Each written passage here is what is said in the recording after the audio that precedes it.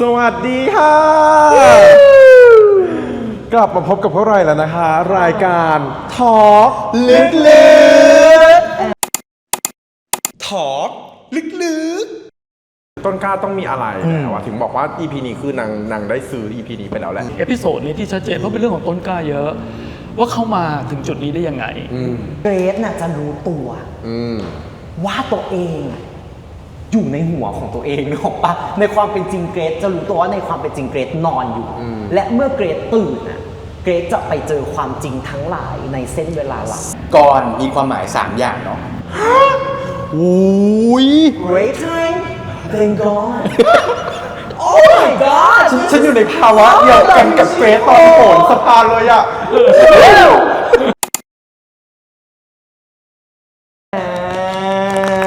ขอบคุณนะคะทีมงานแต่ก่อนอื่นนะคะต้องขอบคุณคนดูก่อนนะคะ4 EP ที่อยู่กับเรามาขอบคุณสำหรับฟีดแบ็กมากๆขอบคุณค่ะมีวันนี้ได้เพราะคนดูให้นะคะ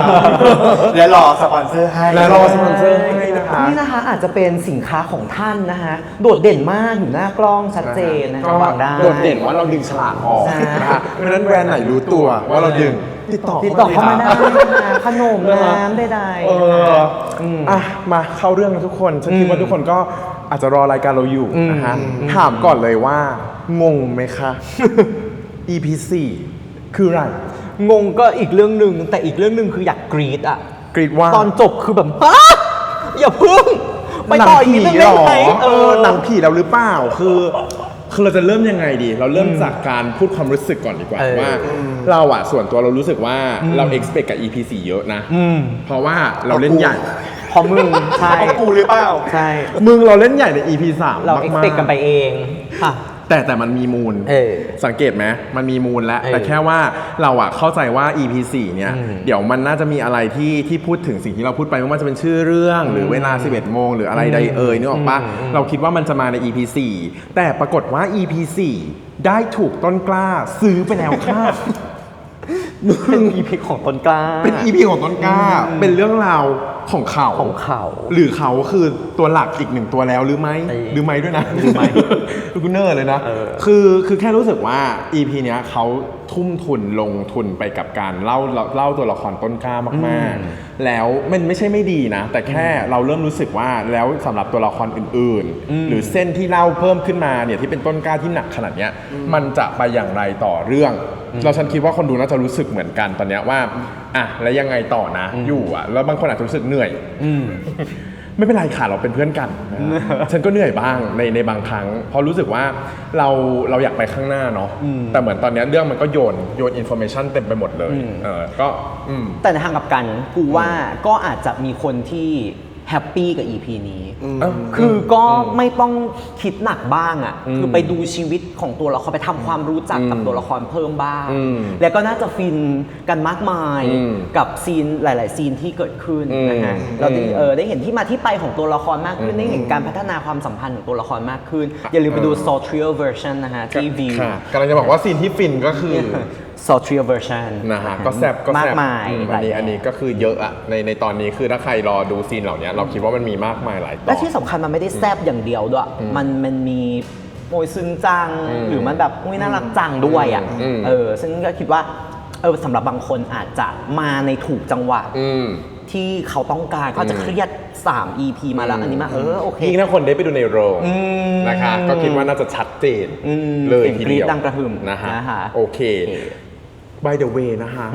ทำไมเรามานั่งเบียดกันนั่นน่ะสิคะเราต้องมีเก้าอี้ทำไมมีอีกตั้ง2ตัวใช่ไหมครับไม่ใช่พร็อพแน่นอนนะคะทุกอย่างเป็นซิมโบลแต่เป็นซิมโบลที่เป็นจริงเพราะวันนี้นะคะทุกคนโปรยไว้ก่อนเลยว่าเรามีแขกรับเชิญเก้าอี้2ตัวใช่สิไบเบิลเจนมาหรอแต่แขกรับเชิญคนเดียวอุ๊ยอยากเชิญเนาะเธอช่วยคอมเมนต์กันหน่อยสิว่าอยากเจอนักแสดงอะไรก็ตามเดี๋ยวเราไปลองคุยให้แต่ EP เนี้ยยังไม่ใช่แบบโบเจนะคะแต่เป็นคนที่สำคัญใช่จริงเป็น specialist ที่เราคิดว่าเราอยากเชิญท่านมาร่วมพูดคุยในวันนี้เพราะว่าแขกรับเชิญเราท่านนี้นะคะเป็นถึงจิตแพทย์จากโรงพยาบาลจุฬานะคะแต่ก่อนจะไปเจออาจารย์หมอจากโรงพยาบาลจุฬามาฟัง อาจารย์เรา รีแคปก่อนไหมคะ อาจารย์ใหญ่ก่อน อาจารย์ใหญ่ที่เป็นตำแหน่งเนาะ อาจารย์เนี่ยตัวใหญ่ อ่า อ้าวยี่สาวโอเค บอดี้เชมิ่ง สงสาร คอมเมนต์ช่วยด้วย ค่ะ ก็มึงย้ายเก้าอี้กันก่อนเถอะ โอเค ค่ะมันแน่นค่ะนะคะเดี๋ยวจะมีอาจารย์มานั่งตรงนี้นะคะ เฟรมก็อาจจะดูกว้างๆแต่ในความกว้างนี้เราก็มาใช้พื้นที่ จริง ในการพูดถึงตอน ใช่ 4 ที่เราโปรยไปว่าอาจจะชอบไม่ชอบยังไง4เนี่ยมันเกิดอะไรขึ้นบ้างครับเพื่อน เริ่มมาเลยค่ะ อืม ป้ายห้องสืบสวนสอบสวน อือฮึ มาละ อืม โคนันมาละ ค่ะ เปิดตัวมาปุ๊บเราไปเจอคุณตำรวจ อ่า คุณตำรวจคนเดิม คนดี ของรา คนเดิม เราเจอคุณสารวัตรหรือผู้กำกับนะผู้กำกับ อืม คนดีคนเดิมเดินเข้ามา เสียงคึงคังเหมือน คึ เดิ ง ม ขังเหมือนเดิมจากคราวที่แล้วที่เราเจอว่าวางมือจากเรื่องนี้ซะ ไม่ทำแล้ว อยู่ดีก็โผล่มาแล้วก็บอกว่า มาตามงาน ไปถึงไหนแล้วคะอ้าวกูงงเลย เนี่ยคือ มึงไล่กู จุดแรกของกูเลย เออ เรื่องเล่าย้อนเล่าใหม่จริง แต่เราสังเกตรีแอคตัวละคร อืม คุณตำรวจ คุณวินหรือว่าไง อืม เรื่องคุณตำรวจวิน ไม่ได้รีแอคกับความงงงีแต่เป็นการแบบกำลังจะตามให้ครับ ค่ะ โอ้แสดงว่าผู้กำกับไม่ได้แบบเปลี่ยนไปเปลี่ยนมาเนาะ ใช่ เสร็จปุ๊บเขาก็โทรศัพท์ อืม DNA ผลตรวจ DNA เป็นไง ปรากฏว่าบนหินที่ใช้ฆาตกรรมเนี่ย มีเลือดของคนตายจริงๆ คอนเฟิร์มว่าเป็นอาวุธที่ใช้ฆ่าจริง ๆ และมีลายนิ้วมือของคุณอนุวัฒน์วรินทร์เดช ซึ่งข้ามไปเลยไหมนิดนึง มันจะเป็นนามสกุลเดียวกันกับภาพจบ เออ โปรยไว้ก่อน อ่ะ แล้วก็เข้าแต่ตัวเลย ตึงเข้าแต่ตัวเลยแบบ อืม ฮะ อืม ตามเดิม อืม เนาะพอจากอนุมานได้ว่า นี่ไม่ใช่เหตุการณ์ที่ต่อมาจาก EP ที่แล้ว EP ที่แล้วอะ ค่ะ เพราะว่าอย่างที่บอกคุณตำรวจเขาก็ไม่ได้รีแอคอะไรกับการเปลี่ยนไปของคุณพุ่มกับคนนี้อะไรเงี้ยแล้วเดี๋ยวจะค่อยๆเจอหลักฐานอื่นๆ ตามมาใน EP เนาะเรากลับมาที่เกรกกับไทม์ ค่ะ ที่กระชากหน้ากากถอดหน้ากากครับ แล้วก็ยืนจ้องกันอยู่ตรงอิฐแดงปรากฏว่าคุณทำก็วิ่งหนีไปเลย ไม่คุยอะไรกันเลย ไม่คุยอะไรกันเลยเขาวิ่งหนีไปนะฮะ เออ คุณเกรกก็ตายแล้วงงนะฮะเกิดอะไรขึ้น ก็เลยต้องไปตามตัวที่โรงพยาบาล ไปถึงหมอทำอยู่ในครับอยู่ห้องผ่าตัดเชิญครับวิ่ง ซึ่งเดี๋ยวเราไปถามอาจารย์หมอนะฮะว่ามันเกิดขึ้นจริงได้ใช่ไหมนะฮะที่เราจะเข้าไปโรงพยาบาลแล้วก็แบบหมออยู่ไหนผ่าตัดอยู่วิ่งไปห้องผ่าตัด ได้เหรอ เดี๋ยวเราไปดูกัน แต่ปรากฏว่าเขาก็วิ่งไปห้องผ่าตัด เออ เนาะแล้วก็ไปยืนรอ เออ นะฮะสวยมากเป็น time lapse ครับ เป็นยืนพิงผนังรอข้างหลังมีคนวิ่งชัตเตอร์สปีดแบบหนังว่อง ขออนุญาตชมทีมงาน จริง คือฉันรู้สึกว่าอะไรแบบเนี้ยถ้าไม่อาร์ติสติกอ่ะจะไม่ทำนะ คือถามว่าไม่มีซีนนี้ได้ไหมก็ได้อีซีนแบบทำแลบยากนะคะ ยาก คือหนึ่งต้องเอาพี่เอ็กซ์ตร้ามาเดิน แล้วก็ตั้งหลายนาทีอ่ะแต่ว่ามันก็เล่าเรื่องเนาะเรารู้สึกว่าอย่างที่บอกคือทีมงานเบื้องหลังคือแบบเป๊ะกับภาพอ่ะเราก็น่าจะคอมมูนิเคชกันอย่างดีนี่ขอชมเชยเลยนะคะว่าคนเบื้องหลังตรงนี้คือเลิศจริงๆแน่นอนว่าภาพที่สวยเบื้องหน้าถ้ามันไม่มีทีมงานที่แข็งแกร่งด้านหลังที่จะคอยซัพพอร์ตสิ่งเนี้ยเราว่ามันยากมาก เราว่าก็ต้องให้เครดิตพุ่มกับ ใช่ ต้องให้เครดิตแบบ DOP อะไรอย่างเงี้ ถู ย กต้อง ที่แบบตั้งเฟรมตรงนั้น เห็นภาพเดียวกัน เป็นเราก็จะไม่เล่าอ่ะ เราก็จะแบบจะเข็มนาฬิกาผ่านไป ใช่ จบคุณอินเสิร์ต ตัวละครแบบ เข็ม หันหน้าผ่าน ผ่านเวลาอะไรเงี้ยแต่อันนี้มันก็ได้ความอาร์ติสติกขึ้นมาเนาะในการผ่าน สวย เวลาปรากฏว่า ค่ะ ก็ไปเจอหมอไทม์ไปเจอหมอไทม์เสร็จย้ายโลอีก ขึ้นไปตั้งถ่ายบนดาดฟ้าที่คุมเสียงและลมยากมาก และคิว BTS BTS ผ่านด้านหลัง อย่างสวยงามไปขบวนสีม่วง กูเห็นภาพฝ่ายโดคิวแล้วพี่บีได้กั คิว บ BTS เหรอ ไม่ฉันเห็นภาพนี้คลิปโลรอก่อน โอ้โห คิวมาหรอฉันเห็นภาพนี้ ก็คือต้องซื้อขบวนนั้นเลยนะ หรือบางทีอาจจะต้องคลิปโลเพื่อพูดไม่ได้ เพราะว่าเสียงรถมันจะดัง ใช่ เดี๋ยวมันจะเข้าไมค์อะไรอย่างเงี้ย หรือบาง อาจจะ ทีคือ CG ไม่มีค่ะมันไม่น่าจะขนาดนั้น แพง เนาะ ไปค่ะ ประเด็นคือเขา แพงไปเหรอ เขาขึ้นไปดาดฟ้า หมอไทม์ก็วีนเลย ครับ เท้าเอลวีนตาเขียวปัด โวยวายก็พ่อแม่เกรซอะทำให้พ่อแม่พี่ตาย เฉลย ตึงเฉล ตึ ย งหน้าตึง เราได้ข้อมูลชิ้นใหม่แล้วนะฮะ ที่เขาบอกว่าพ่อแม่เสียไปตั้งแต่เด็ก น่าจะเกี่ยวข้องกับเกี่ยวแล้วล่ะตอน เกี่ยวแล้วมันพูดแล้ว เหมือนที่เราวิเคราะห์กันไว้ว่า ใช่ มันน่าหมอทามไม่มันดูเข้าหาเกรดแปลก จริง ใช่ หรือว่ามันจะมีเรื่องไม่ดีจากบ้านของเกรด มันก็ต้อง ที่ ติ มี ด ผล ถูก กับชีวิตหมอทาม ติดถูก อีกทุกหนึ่งข้อว่า อันหนึ่งข้อ เรามาถูกทรงละ ติ๊กผิด เนาะ กี่ข้อดี ติ๊กผิดทั้งหมด อย่าเลยต่อ แล้วในขณะที่เรากำลังรู้สึกว่าหรอเธอจะวิ่งกันอย่างนี้เลยหรอแล้วเธอจะไปยังไงต่อก็เกือบเหมือนเดิมนะฮะตุบใจมันเต้นยังไงไม่รู้ แล้วก็ภาพก็กลายเป็นเนกาทีฟภาพเนกาทีฟวืบปึ้งนี่คือการเห็นอนาคต ซึ่งถามเพื่อนเลย เนกาทีฟเป็นสัญญาอะไรไหมเป็นแหละแต่มันเพื่ออะไรที่ต้องเลือกภาพให้มันอยู่ดีก็เป็นเนกาทีฟเป็นภาพเอ็กซเรย์ขึ้นมา เดานะไม่รู้ว่าเขาตั้งใจไหมแต่ก็รู้สึกว่าซีนเนี้ยเกรดเข้าหาไทม์แบบเปิดเนื้อเกี่ยวข้องอะไรเดี๋ยวมองมาแน่นอยู่ไหนโวยวายแต่มันพอมันกลับสีอะฟิล์มเนกาทีฟมันคือการกลับสีเนาะตรงที่มืดมันจะสว่างตรงที่สว่างมันจะมืดไงอีกซีนหนึ่งเกรดก็เข้าไปหาหมอแบบอีกเวอร์ชันหนึ่งอีก adjustment หนึ่งภาษา acting นะฮะเรียกว่า beat หรือ adjustment นะก็คือวิธีดีลแท็กติกที่เข้าไปคุยกับคนเปลี่ยนไปแล้วตอนแรกเข้าไปวีนตอนนี้เข้าไปแบบแนนใช่ไหมผมรู้นะผมจะช่วยเอาแนนกลับมาให้ได้ มึงเล่นเหมือนนะ เหมือนหรอ เหมือนซีนเมื่อกี้เลย นั่นแหละฮะก็เลยเกิดการแก้ไข เส้นเวลาอีกครั้งทำให้เขาไม่วีนกันนะและทำให้เกรดกับไทม์เนี่ย คุยกันรู้เรื่อง ร่วมมือกันแล้ว ครับ ผมจะช่วยแนนกลับมาให้พี่เอง เสร็จปุ๊บตัดไปงานศพ กลับไปงานศพ คุณตำรวจก็เดินเข้ามาปลอบประโลมใดๆรูปหลังที่เสิร์ช รูปหลังอันนี้ก็เป็นอีกหนึ่งข้อสังเกตว่าเราสปอยไปเลยละกันว่ายังไงเขาก็ดูไปแล้ว คือเขาตอนที่ฝ่ายพิสูจน์หลักฐานโทรมาบอกว่าพิสูจน์ DNA แล้วเนาะรอยนิ้วมือของคนร้ายอ่ะคืออนุวัฒน์วรินทร์เดชตอนจบเราเห็นเฟรมกรอบรูปน้องที่เสียไปเนาะขึ้นชื่อเป็นชื่ออื่นเป็นนวินวรินทร์เดชเนี่ยก็น่าจะพออนุมานได้ว่าคนร้ายก็คือต้นกล้านั่นแหละเราเคยเห็นไปแล้วใน EP 2เนาะก่อนเปิดว่าคนร้ายถูกหัวเนาะถ้าซีนงานศพถ้าซีนก่อนเข้าไตเติลต่อเนื่องมาสู่ซีนงานศพมันต้องมีพิรุธใน acting ของคุณตำรวจเพราะคุณตำรวจรู้แล้วว่าคนร้ายน่าจะเป็นต้นกล้านะจากฝ่ายพิสูจน์หลักฐานมันน่าจะมีความเอะกันบางอย่างมันไม่เอะเลยอ่ะตอนแรกนี่ก็คิดว่าหรือว่ามันเป็นอุบายคือทำให้แบบตายใจแล้วก็จะเข้าไปข้างในแล้วก็ไปล้วงข้อมูลอะไรอย่างเงี้ยไม่นะ ไม่เกิดอะไรขึ้น เราไม่ใส่กางเกงสักทีด้วยสุดท้ายแล้วก็คือมาจบลงที่ว่าคุณตำรวจมีคนตามเนาะแล้วก็ต้นกล้าต้นกล้าเองก็อาจจะมีคนตามทำอะไรที่อันตรายย้ายไปอยู่ที่อื่นว่าไม่รู้จะไปอยู่ไหนคุณก็ไม่อยู่กับผมสิย้าย move in ก็เลยคุณตำรวจก็เลย move in มาที่บ้านมันมีคีย์เวิร์ดสำคัญในซีนนี้ก็ต้นกล้าถามคุณตำรวจว่าทำไมถึงมีคนตามคุณตำรวจก็เลยพูดออกมาว่าเป็นเพราะว่าผมโดนสั่งห้ามไม่ให้ทำคดีนี้ต่อแต่ผมก็ยังคงตามหาหลักฐานซึ่งตอนต้นชีผู้กำกับสั่งให้ทำได้สั่งให้ทำต่อไหนเอกสาร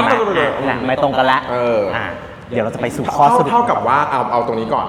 เรื่องมันไม่ใช่ไทม์ไลน์เดียวกันนะมันไม่ใช่ไทม์ไลน์เดียวกันอยู่ดีก็ทิปอีกแล้วนึกออกไหมมันหมุนตลอดเลยอย่างที่บอกไว้ท้าย EP 3นะคะว่าเรายังไม่ทิ้งทฤษฎี2เส้นไทม์ไลน์นะคะเราเริ่มได้รับการพิสูจน์แล้วว่ามันน่าจะมี2เส้นไทม์ไลน์จริงๆใช่ค่ะเนาะกลับมาอีกข้อมูลหนึ่งคือต้นกล้าไม่มีพ่อแม่เนาะที่เขาคุยกับคุณตำรวจพ่อแม่จะโปรเทคยังไงเนาะปุ๊บไปที่บ้านคุณตำรวจเข้าบ้านแล้วถือของมาน้อยมากอีกหนึ่งคีย์เวิร์ดคือทำไมของมีแค่นี้ก็ไม่มีเงินไม่รู้จักโกงซะบ้างโง่จังก็เป็นธีมหลักนะเพราะเรื่องนี้มันพูดเรื่องการพนันอะไรด้วยแล้วก็น่าจะเล่าด้วยว่าคุณตำรวจคุณวินคนนี้เป็นคนดีอะตำรวจตรงถิ่นตำรวจแบบตรงไปตรงมาอะไรเงี้ยซื่อซื่อแล้วก็เป็นไปได้ว่าการถูกสั่งห้ามจากผู้กำกับเนี่ยมันน่าจะเกี่ยวข้องกับคนใหญ่คนโตบางอย่างที่ไม่อยากให้คุณตำรวจที่ซื่อตรงขนาดนี้ไปรู้ความจริงของเขาเนาะปุ๊บเขาก็เดินขึ้นบันไดยังไม่ทันได้ทำอะไรเลยน้องต้นกล้าก็เข้าไปสั่งให้ถอดกางเกงนะครับสั่งให้ถอดกางเกงถอดเสร็จปุ๊บแล้วกำลังจะอมของหลวงอีกครั้งหนึ่งหรือเปล่าก็มีรถมาเซเรติมาจอดมาเลยค่ะปรากฏว่าเป็นคุณกรที่หายไปนานก็เลยมีการสั่งให้คุณตำรวจไปซ่อนคุณตำรวจก็ไปซ่อนวิ่งไปซ่อนไม่ได้วิ่งก็เดินไปชิวๆไปซ่อนเนาะปุ๊บผ ผัวน้อยชูเข้าไปซ่อนแล้วผัวตัวจริงเข้าบ้านมาความรักมันควรซีมี่2 คนเท่านั้น ใช่ เกิดการที่กรพยายาม พี่กูขอโทษนะมันกูไปต่อแล้ว ทำไมความรักมันทำไมครับ มัน คว ซีมี่ ามรักมันควรซีมี่2 คนเท่านั้น แต่ตอนนี้มี 3 อยู่ ค่ะ นะ วันนี้เรามี4ด้วยเพราะว่ามีอาจารย์หมอ คุณกรณ์พยายามจะมีอะไรกับน้องต้นกล้าน้องก็บอกว่ารู้ไหมเนี่ยมันเกิดอะไรขึ้นกับชีวิตฉัน ซึ่งเป็นเรื่องใหญ่มาก ก็ฉันติดต่อแกไปตลอดเวลาผ่านมา 3-4 EP เนี่ยรู้ไหมว่าน้องฉันตายอย่างเงี้ยถูกฆาตกรรมเดี๋ยวก่อนก็แบบโอ๊ะไม่รู้เรื่องแล้วมันยังไงใครเป็นคนทำคืบหน้ายังเดี๋ยวบอกพ่อให้ไหมนู่นนี่นั่นน้องต้นกล้าก็แบบไม่ไหวแล้ว กลับไปแกกลับออกไปจากบ้านฉันเดี๋ยวนี้นะ ด้วยกิริยาที่ aggressive aggressive มาก ซึ่งโปรยไว้เลยว่าเรื่องของต้นกล้านี่แหละ ที่เราอยากจะเชิญท่านอาจารย์หมอมาช่วยกัน มาช่ คุ วย ย กัน ลึกๆหน่อยว่า ตัวละครจริงๆ ต้นกล้าตอนนี้เป็นตัวละครที่ค่อนข้างกลมมากขึ้นเรื่อยๆเลยนะคือตัวอื่นยังเหมือนติดลูปติดอะไรอยู่ แต่ต้นกล้าเนี่ยดีเวลลอปทุกตอนเลยค่ะงงมากคือมีชีวิตเป็นของตัวเอง มีเรื่องราวเต็มไปหมดเนี่ยเดี๋ยวให้อาจารย์หมอมาช่วย มีความ ยกั เปลี่ยน รื่อง แปลงค่อยๆเปลี่ยนแปลง นะครับ จากเด็กน้อยที่พี่มาแล้วมาสู่ออกไปจากบ้านของฉันจนกระทั่งที่กรตกใจมากนี่คือไล่พี่หรอแสดงว่าก่อนหน้านี้ไม่น่าจะเคยมีการขึ้นเสียงโวยวายอะไรกันขนาดนี้เลยสรุปใดๆกรก็กลับไป ค่ะ เรากับมีคนปล่อยคิวกรออกปุ๊บคุณตำรวจกลับมา ยังไม่ใส่กางเกง คุณตำรวจถามว่าผมควรจะทำยังไงต่อใส่กางเกงค่ะ ใส่กางเกงก่อน แต่ฉันว่ามันน่ารักนะคือก็เป็นคอมิกรีลีฟหนึ่ง นิดนึงทำให้เรายิ้มๆ เรื่อง ขำ เครี ๆ ยด ได้ ไง แต่เขาน้ำตาคอเบ้ามาเลยนะเขาน่าสงสาร ตาไหลเลย ใช่เขารักแล้วเขารักแล้ว อย่างไรก็ตามนะฮะชีก็ประกอบการกิจกันต่อนะฮะที่โซฟาแห่งนั้น ครับ คราวนี้ขอตั้งข้อสังเกต ครับ ว่ามันดูรุนแรงกว่า ทุกครั้ง มันแรงขึ้นเรื่อยๆอ่ะ อืม แล้วมันมีการแบบ บีบคอ บีบคอจับนู่นนี่มันก็อาจจะเล่าถึงภาวะของต้นกล้าตอนนี้ที่แบบว่าก็แบกรับเรื่องเหตุฆาตกรรมมีปัญหากับกรไม่รู้จะยังไงแล้ว ก็รุนแรงขึ้นเรื่อยๆเนาะคราวนี้ตัดไปหลังจากที่มีอะไรกันเสร็จ ค่ะ เขาก็ไปนั่งเนาะสิ่งที่น่าสนใจคือเขานั่งอยู่ข้างหลังของคุณตำรวจที่นอนหันหลังให้นะฮะนอนเอลเอสมากนะฮะมองจากข้างหลังแล้วก็ด้วยแววตาบางอย่างแล้วหยิบปลอกคอขึ้นมา ตรงเนี้ยเราได้รับข้อมูลที่สำคัญมากอีกอันหนึง ปอกคอแมวนะ ปลอกคอแมวปลอกคอแมวปลอกคอแมวปลอกคอแมว สีแดงมีกระดิ่ง แต่สาบานตามความเป็นจริง ครับ ตอนแรกไม่คิดถึงปลอกคอแมวเลยครับ นึกถึงอะไร เพราะมันเพิ่งต่อมาจากเซ็กซ์นะ แล้ เรา วก็ นึกถึงว่า นึกว่า เขามีรสนิยม แบบ หรือเปล่า อะไรอย่างงี้ ปรากฏว่าเราได้รับการเฉลยว่าแมวเขาตุยแมวเขาเสียไปแล้วเขาก็เอาแมวมาฝังที่มหาลัย ซึ่ ซึ่ ง งงงมาก แป แป ล ล ก ก มาก มากก็มันเสียก็ฝังที่บ้านสิฝังที่มหาลัยก็เลยเจอการพบหน้ากันครั้งแรก ระหว่างคุณกรณ์กับน้องต้นกล้า ค่ะ คุณกรณ์ก็มาเอาไม่ไปห้องเชียร์หรอนู่นนี่ได้ทราบว่าแมวตุยแล้วทำไมมาฝังที่นี่คีย์เวิร์ดคือเขาบอกว่าไม่อยากให้น้องแมวอ่ะอยู่ใกล้กับคนที่ทำให้มันตายไม่อยากให้อยู่ใกล้กับคนที่ทำให้มันตายหลังจากนั้นคุณเกรซก็เลยบอกว่าก็ไม่เป็นไรก็เก็บปลอกคอเขาไว้สิเป็นเหมือนของดูต่างหน้า เวลาเห็นจะได้นึกถึงเนาะก็ตัดกลับมาเราจะสังเกตได้ว่าในซีนเนี้ยน้องต้นกล้ามีแผลช้ำเนาะและคิดว่าน่าจะมีแปะพลาสเตอร์ที่หน้าผากถ้าจำไม่ผิดตอนผูกผ้าเนาะเราอาจจะพออนุมานได้ว่าที่บ้านเขามีปัญหาความรุนแรง ซึ่งก็จะได้รับการเฉลยในซีนต่อๆมานะเนาะอย่างไรก็ตามเรื่องแมวเราถ้าจำได้ EP 1มันมีเงาแมวที่เดินแวบอยู่ ซึ่งเป็นแมวดำ ซึ่งเป็นแมวดำ และไม่ใช่แค่เงา ถ้าสมมติว่า ทุ ทุกท่านดูใน ดู จอ ดีๆ ดีๆอะครับมันคือตัวเลยนะมั เห็นตัวแมว แล้วก็เดินเข้าไปในห้องข้างหลัง ใช่ ซึ่งจริงๆแล้วนั้นคือตอนนั้นคือปัจจุบันของต้นกล้า ต้น เนาะ กล้า ที่มีความสัมพันธ์กับกรมาสักระยะหนึ่งแล้ว แต่พอเล่าย้อนอะแมวตายไปตั้งแต่ก่อนจะเจอกร ใช่ มันก็เลยแบบต้นกล้ามีภาวะ ถ้าบอกว่าซื้อแมวตัวใหม่ ก็จะแปลกกว่านั้นว่าไม่เคยเห็นอีกเลย ถูกเราก็ยังดูเศร้าอยู่มันก็ไม่น่า ใช่ ใช่คือต้นกล้าต้องมีอะไรแต่ว่าถึงบอกว่า EP นี้คือนางได้ซื้อ EP นี้ไปแล้วแหละ แต่ว่ามันต้องมีฟังก์ชันนะสำหรับเราอะเราพอคุยมาถึงเนี้ยเรารู้สึกว่า เฮ้ยมันปูมาดีแหละ ตัวละครได้อินโฟเมชันอะไรอย่างเงี้ยแต่สำหรับเราในฐานะคนดูเรารู้สึกว่าเราเริ่ม expect แล้วนะว่า ตัวต้นกล้าต้องมีฟังก์ชันต่อใครบางคนจะต่อเกรดต่อกรหรืออะไรบางอย่างอะ ต่อเส้นเรื่องหลักแหละ ใช่ใช่ ถัดจากนั้นมาก็เข้าแฟลชแบ็กเนาะเข้าแฟลชแบ็กที่ต้นกล้ากับกรเนี่ยได้มีอะไรกันครั้งแรก ค่ะ คนละภาพกับที่เกิดขึ้น อ๋อ ที่บันไดคนละภาพกับตอนที่เกิดขึ้นครั้งแรกกับบ นโซ ก ฟาร เลย อืม คือทำไม่เป็นเขินแล้วตัวกรคือแบบข้างหลักสุดๆยิ้มไม่เป็นไรเดี๋ยวพี่สอนเองไม่ต้องเกรงนะนู่นนี่นั่นมันแบบมันน่ารักนะมันเป็นฉากเลิฟซีนที่น่ารักเลยแหละ มันอบอวลไปด้วยความแบบหลงกันและกัน เล่นดีเลยเนาะ เล่นดีมาก แล้ว จ ก็ น ของแหวนนิดนึงแล้วก็ในทางเซ็กอะมันถือว่ามันเป็นเซ็กที่ดีนะ เออ เนาะ ใช่ มันนึกถึงคำว่าเมคเลย มันไม่ใช่ FUCK แต่มันคือ make love ครับ ก็เสร็จปุ๊บ เสร็จกันปุ๊บก็มานั่งนอนคุยกันเป็นไงบ้างผมโอเคไหมนู่นนี่น่ารักมากสิ่งที่สำคัญอีกอันหนึ่งก็คือ เรารู้ว่าพ่อแม่พ่อของต้นกล้าชอบใช้ความรุนแรง เมาอาละวาด เขาเมนชั่นว่าเมาอาละวาดอีกแล้วแล้วก็เก็บของออกมาจากบ้านนั้นเก็บของเสร็จหรือยังบอกว่าไม่กลับไปเอาแล้วไม่อยากไปที่บ้านแล้วก่อนก็เลยสัญญาว่าเดี๋ยวพี่เรียนจบอะ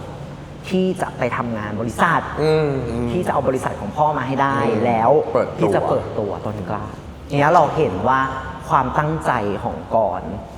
ตั้งแต่ต้นที่เข้าไปทำงานสีเทาเนี่ย ครับ ก็เพื่อกลับมาหาต้นกล้า คือจริง ๆ ก็ถือเป็น promise แรกเลยนะ ใช่ ในความสัมพันธ์ ใช่ ว่าปลายทางของเราอ่ะมันจะไปสู่ ไปสู่ สิ่งนั้น อะไร ทุกอย่างที่เรากำลังทำอยู่ตอนเนี้ยเพื่อที่จะไปถึงสิ่งนั้น เพราะฉะนั้นนะคะทีมกรต้นกล้า อย่างฉัน ค่ะ เรามีหวังขึ้นนะคะเขาดูรักกันจริงๆนะคะ ค่ะ แต่มันเป็นอดีตค่ะคุณป้า ใช่ค่ะ อันนี้เป็นเรือข้างๆ ปัจจุบันนี้เขาก็ยังรักกันอยู่ คือที่เขาต้องไปทำอีบริษัทนี้แล้วมีเรื่องกับยายแนนกับยายไตต่างๆอะ ฉันขอช็อตฟิลใช่ไหมมันเริ่มอันตราย มันเริ่มเป็นความสัมพันธ์ที่ดูแปลกๆนะเด่นหมายถึงว่าต้นกล้าเริ่มมีภาวะอะไรบางอย่างที่ดูแปลกๆอ่ะยิ่งถ้าเดี๋ยวยูจะพูดตอนจบใช่ไหมว่านางเห็นภาพหลอนอะไรเนี่ยคือมันเริ่มแบบเฮ้ยตัวละครเนี้ยคืออะไรวะคือเขาน่าจะไม่ได้มาเล่นๆไม่ได้มารักธรรมดาใสๆเขามาพร้อมความเจ็บปวดบางอย่างทั้งฟิสิกอลแล้วก็เมนทัลคือมาหมดเลยอ่ะแล้วมันจะหัวก้อยอ่ะอันเนี้ยลุ้นอยู่นะเว้ยแต่ฉันคิดว่าถ้าจะกลับไปดีกับกรณ์อ่ะน่าจะไม่ใช่เราแม้เพราะบทมันมาทรงนี้แล้วอ่ะ ไม่รู้เขาจะกลับมาดูกัน เชิญ คือเคมีเขาดีมากเขาเหมือนเรียนมาที่ตึกแถวพญาไทตึกไหนวะ อาจารย์อู เข้าไหม เคมีเลิศ เข้าได้นะคะ ได้ โอเค อาจารย์อูสวัสดีค่ะเขาได้ค่ะพี่เติมบิดตัวเข้ากล้องค่ะ กล้องอยู่ทางนู้นค่ะพี่เตอร์ กล้องไหน กล้องไหนคะ อุ๊ยโปรเรามีกล้องตั้ง45 ตัวด้วยสิ มันก็หันยากกล้องวงจรปิดต่อค่ะต่อ โอเคต่อ เออ ลูกว่า อืม มาคุยกับหมอเด่น ที่ไม่ใช่พิจิกา เมื่อไม่ใช่พิจิกามาพูดคุยว่าเนี่ยรู้สึกสบายใจมาขอบคุณมากเลยนะ เพราะว่าไปพูดกับใครที่ไหนก็ไม่มีใครฟังเลยพูดกับหมอเด่นได้คนเดียวนู่นนี่นั่นไปสู่การที่บอกว่า ไปเจอมันเคยเจอใครบางคนในพื้นที่บาง ภวังค์ ในภาวะบางอย่างในภวังค์บางอย่างแล้วเราก็กลับไปได้รับการเฉลยละว่าในห้องที่มีผ้าม่านมีโปรเจคเตอร์มีเตียงนั้น ห้อง น่ะ ที่เกรดเรียกว่าแกลเลอรี่ ที่เกรกเขียนว่าแกลเลอรี่เนี่ยก็คือเป็นที่ที่ลูกว่าเคยได้เห็นเกรกแบบแวบเนาะและเป็นในห้องนั้นเนี่ยมีเสียงบรรยาย ใช่ ราวกับว่าอยู่ในเอ็กซิบิชันเกี่ยวกับหมออะไรสักอย่าง บรรยายว่าสมองคนเราจะทนต่อการขาดออกซิเจนได้ 4 นาที แล้วก็เป็นเลข 4.00 ฉายอยู่บนโปรเจคเตอร์เนาะแล้วอันนี้แหละที่มันเป็นภาพที่เกรทเห็นคราวที่แล้ว ว่ามีผู้หญิงเซี่ยวๆหนึ่งคราวนี้มาเฉลยว่าเป็นลูกว่าอยู่ตรงนั้นมันก็เลยน่าสนใจว่ามาอีกแล้วฮะมีปริศนาใหม่ ตัวละครใหม่ มาอีกแล้วเนาะให้ใส่ดอกจันไว้ก่อนว่า ฉันถึงบอกว่าชนะเหนื่อย อ ไม่ใช่เหนื่อยแบบไม่สนุก แต่เป็นเหนื่อยแบบจำอะ ว่าแบบอ่ะต้นกาก้อนหนัก ลูกว่ามาแล้วไฮไลท์ว่าจะเลิศมัน expect ฉันขอเป็นตัวแทนคนดูฝ่าย expect เพราะว่าชอบนะมันเลย expect แต่ว่ามันเริ่มเหนื่อยนิดนึงว่าอะไรจะ connect กันยังไงวะแล้วเขาจะไปเจอกันเมื่อไหร่อันนี้ก็คือเรื่องของเกรซแต่กูเชื่อว่าครูทำได้สุดท้ายแล้วมันจะคอนเนคแวะนิดนึงไอพื้นที่ส่วนกลางตรงเนี้ยที่เขาเจอกันเนี่ยมีคนเมนชั่นขึ้นมาว่าเฮ้ยเตียงตัวเนี้ยกับพื้นที่ตรงเนี้ยมันคล้ายๆกับภาพโปสเตอร์หลั อ๋ ก อใช่ฉันพูด ของเขาเตียงตัวนี้ใช่ไหม ใช่ แสดงว่าพื้นที่ตรงนี้น่าจะมีความสำคัญบางอย่างคือมันเกิดคำถามว่าทำไมเขาถึงมาเจอกันแล้วลูกว่ากับเกรซมีความเชื่อมโยงกันยังไงนอกจากอาการที่คล้ายกันใช่รอตอบคำถามนี้ต่อไป ผูกกรรมอันใดมาหรือจะไปในทางศาสนาเลยไหมไม่รู้เลย หรือจริงๆแค่นอนเตียงเดียวกันแล้วคนนึงฟื้นแล้วคนนี้มานอนต่อเลยแชร์ความเนี่ยเดี๋ยวเรามาลงลึกอันนี้อีกทีหลังจากเรารีแคปจบทั้งได้ค่ะไปต่อไปที่คุณสมานกำลังกระทืบแนนขอเล่ารวดรัดอย่างรวดเร็วว่าเกรซก็ไปมอมพี่เนาะจนได้ข้อมูลมาแล้วว่าโลเคชั่นเอาแนนไปส่งที่นี่ส่ง Google Map มาโป๊กแชร์ไปเรื่อยๆใดๆส่งไปบอกไทม์นะแกอยู่ที่นี่อยู่ที่นี่อยู่ที่นี่ตัวเองก็ไปเจอลุงสมานกระทืบแนนกระทืบแนนก็ปากแจ๋วโผล่นั้นคือฆ่ากูเลยสิหยิบปืนซักปั้งปุ้งโมเมนต์นั้นเองฉันก็พูดขึ้นมาว่า4 นาทีและโมเมนต์นั้นเองมันก็เป็นอย่างนั้นจริงๆคือแนนตายไม่ได้อะแนนตายแล้วมันไปต่อไม่ได้แนนยังไม่ได้ให้แฟลชไดรฟ์หมอทามเลยแนนยังต้องอยู่ก่อนค่ะเนาะท้ายที่สุดแล้วก็ได้รับการเฉลยว่าใช่มันเป็นการ4 นาทีเนาะและตอนนี้เองเกรซได้ใช้ ability ของตัวเองในการช่วยเหลือยายแนนเป็นการเปลี่ยนชะตาของยายแนนละก็เข้าไปช่วยแนนไว้ได้ออกมาลุมกันลุมหยิบปืนขึ้นมาเล็งทามมาฟึบเล็งปืนครอสอย่างนี้ปึ้งนะฮะเท่มากสุดท้ายไม่มีใครกล้าทำอะไรกลัวเกลกลับไปแวะแป๊บนึงนะป้านี่กำลังจะกลับไปเลยข้อสังเกตตอนที่มันจะมีโมเมนต์ที่กรอ่ะไปหาแนนกับลุงสมานมาแล้วสมานดูดบุหรี่อยู่สมานก็พ่นควันบุหรี่ใส่ยายกรฟีลว่าไม่เคารพนับถือใดๆไม่เกรงใจนะแต่พอคุณเกรซมาคุณเกรซครับคุณเกรซจะทำอะไรครับคุณเกรซทำไม่ได้นะครับคือคาแรคเตอร์สมานเปลี่ยนเลยแปลว่าจริงๆแล้วเกรซกับกรอ่ะมีเอฟเฟกต์ต่อสมานใช่ไม่ทางใดก็ทางหนึ่งซึ่งมันเป็นเชิงอำนาจเราตั้งข้อสมมติฐานว่ากรเนี่ยเป็นลูกของเมียเก่าพ่อใช่ไหมที่ตุยไปแล้วในปัจจุบันเนี้ยเมียปัจจุบันคนนี้ที่เป็นนายแม่เป็นฮองเฮาอยู่ในบริษัทนี้คือแม่ของเกรซดังนั้นก็น่าจะเป็นไปได้ว่าพนักงานรีแอคกับเกรซอีกแบบหนึ่งแต่2 มาตรฐานสุดๆจริงสุดๆนะฮะคราวนี้เขาก็ถูกช่วยกันไปได้นะฮะก็ถูกเอาไปส่งที่โรงพยาบาลใด2 คนก็ขับรถไปที่เกรซไม่รู้ว่าไปไหนซึ่งสุดท้ายก็คือไปที่ห้องพักนั่นแหละแล้วให้จะเห็นความไฮมีความลาลาแลนประมาณหนึ่งใช่อยู่ดีเกรซก็แบบใช่อันนั้นน่าคุยมากเลยว่าภาวะที่เกรซไฮขนาดนั้นมันอาจจะมาจากที่เติร์เคยบอกว่าเขาตามหาซูเปอร์พาวเวอร์ตรงนี้แล้วเขาได้ใช้มันก็ใช่ตอนนั้นแต่มันดูแปลกๆแหละมันถึงในเชิงเขาพยายามเรียนรู้ความผิดปกตินี้ของเขาแล้ววันนี้ใน EP เนี้ยเขาใช้มันได้สำเร็จแหละหมายถึงเขาควบคุมมันได้ด้วยตัวเองสำเร็จแล้วแต่มันหายไปถึงบนเตียงเลยอ่ะใช่มันหายไปจนถึงเตียงก็รู้สึกแปลกๆนิดหน่อยแต่ถ้าจะพยายามทำความเข้าใจมันก็คือเหมือนกับแบบได้ทำอะไรยิ่งใหญ่สำเร็จครั้งแรกอะเนาะมันก็อาจจะมีความแบบมันอาจจะไม่ใช่ curse แล้วมันอาจจะเป็น super power แล้วอาจจะเป็น blessing แล้วอาจจะเป็น blessing แล้วใดๆแต่ก็อาจารย์หมอที่นั่งดูด้วยกันก็มีการเมนชั่นว่าแต่เสื้อดูสะอาดมากเนาะคือเสื้อไทม์เสื้อเกรซที่ไปช่วยเยนแนนเนี่ยมันควรจะเปื้อนเลือดแต่ไม่เปื้อนอะไรเงี้ยอันนี้ก็เราก็ไม่รู้ว่าก็อาจจะอยู่ในโหมดคำว่าเซอร์เรียลหรือเป็นภาพผวังค์แปะไว้ก่อนใดๆก็ตามเขาก็กลับไปมีเซ็กซ์กันที่โรงแรมความเซ็กซ์ครั้งนี้มันมีความเคอะเขินแปลกๆเนาะมีความเคอะเขินอายมีความทำตัวไม่ถูกยิ้มเจาะแจ๊ะใดๆอะไรเงี้ยมันไม่เหมือนกับเซ็กซ์ที่เราเห็นในห่วงความคิด ของเกรทมาเสมอนะอันนั้นดูเซ็กซี่ ใช่ ดุดันยั่วยวนเซดักทีฟมากอันนี้เป็นน่ารักเป็นไปได้ว่านี่ไม่ใช่เซ็กส์ครั้ง ครั้ง ที่ นั้ เป็น น หรือ แบบ เปล่า แบบนั้น อาจจะมีครั้งอื่นๆต่อ อาจจะ ไป มี หรือเปล่า เออ หรือถ้าครั้งนี้คือครั้งเดียวสมมตินี่คือครั้งแรกและครั้งเดียว ก็อาจจะเป็นภาพเพ้อฝันของเกรซที่มองเซ็กส์ครั้งนั้นหรือเปล่า เพราะภาพที่เราเห็นมันเป็นเซ็กซ์อีกแบบหนึ่งซึ่งก็น่ารักนะแต่ว่าไม่ใช่ภาพนั้นที่มันแบบฟุ้งขนาดนั้น จริงก็แตะเอาไว้ อย่างไรก็ตามความสัมพันธ์ดำเนินไป ครับ อย่างยิ่ง โอ นะ เค คะมาจบที่ซีนสุดท้าย ค่ะ ที่คิดว่าน่าจะสำคัญ ค่ะ คือโดมฟื้นขึ้นมา ค่ะ เนาะโดมไม่ได้ฟื้นขึ้นมาโดมหายดีแล้ว หายดีแล้วสดใส โดม เลย กลับบ้านสดใสน่ารัก โทรศัพท์ พี่ หา ครับโทรศัพท์นะครับนู่นนี่ตัดมาเห็นต้นกล้ารดน้ำต้นไม้อยู่ ได้ยินแบบแท็กซี่มาได้ยินเสียงเรียกพี่หันไป แต่ไม่มีโดมอยู่ตรงนั้น ค่ะ แล้วไปจบที่ ความ ภาพ เบลอ เออ ลอย ภาพงานศพที่มีควัน อืม ใด อืม ๆอันนี้คือรีแคป นี่คือ นี่คือ breakdown ทั้งหมด นะคะ อืม ต่อไป อืม จะเป็น reintroduce เป็นการวิเคราะห์อย่างจริงจัง ที่นิ่งไปเนี่ยคิดคำอยู่นะคะเป็นการ reintroduce แขกรับเชิญของเราอีก ค่ะ ครั้งหนึ่งนะคะ เพราะว่าถึงเวลาแล้วที่เราจะเชิญอาจารย์หมอนะคะที่เป็นนายแพทย์ด้านจิตวิทยาจากโรงพยาบาลจุฬานะคะ ก็ขอเสียงปรบมือต้อนรับเบิกตัวนะคะ อาจารย์นะคะนายแพทย์ชัยชนะนิ่มนวลนะคะจิตแพทย์ประจำโรงพยาบาลจุฬาลงกรณ์มหาวิทยาลัยค่ะเชิญครับเชิญด้านนี้เลยค่ะอาจารย์ เชิญครับอาจารย์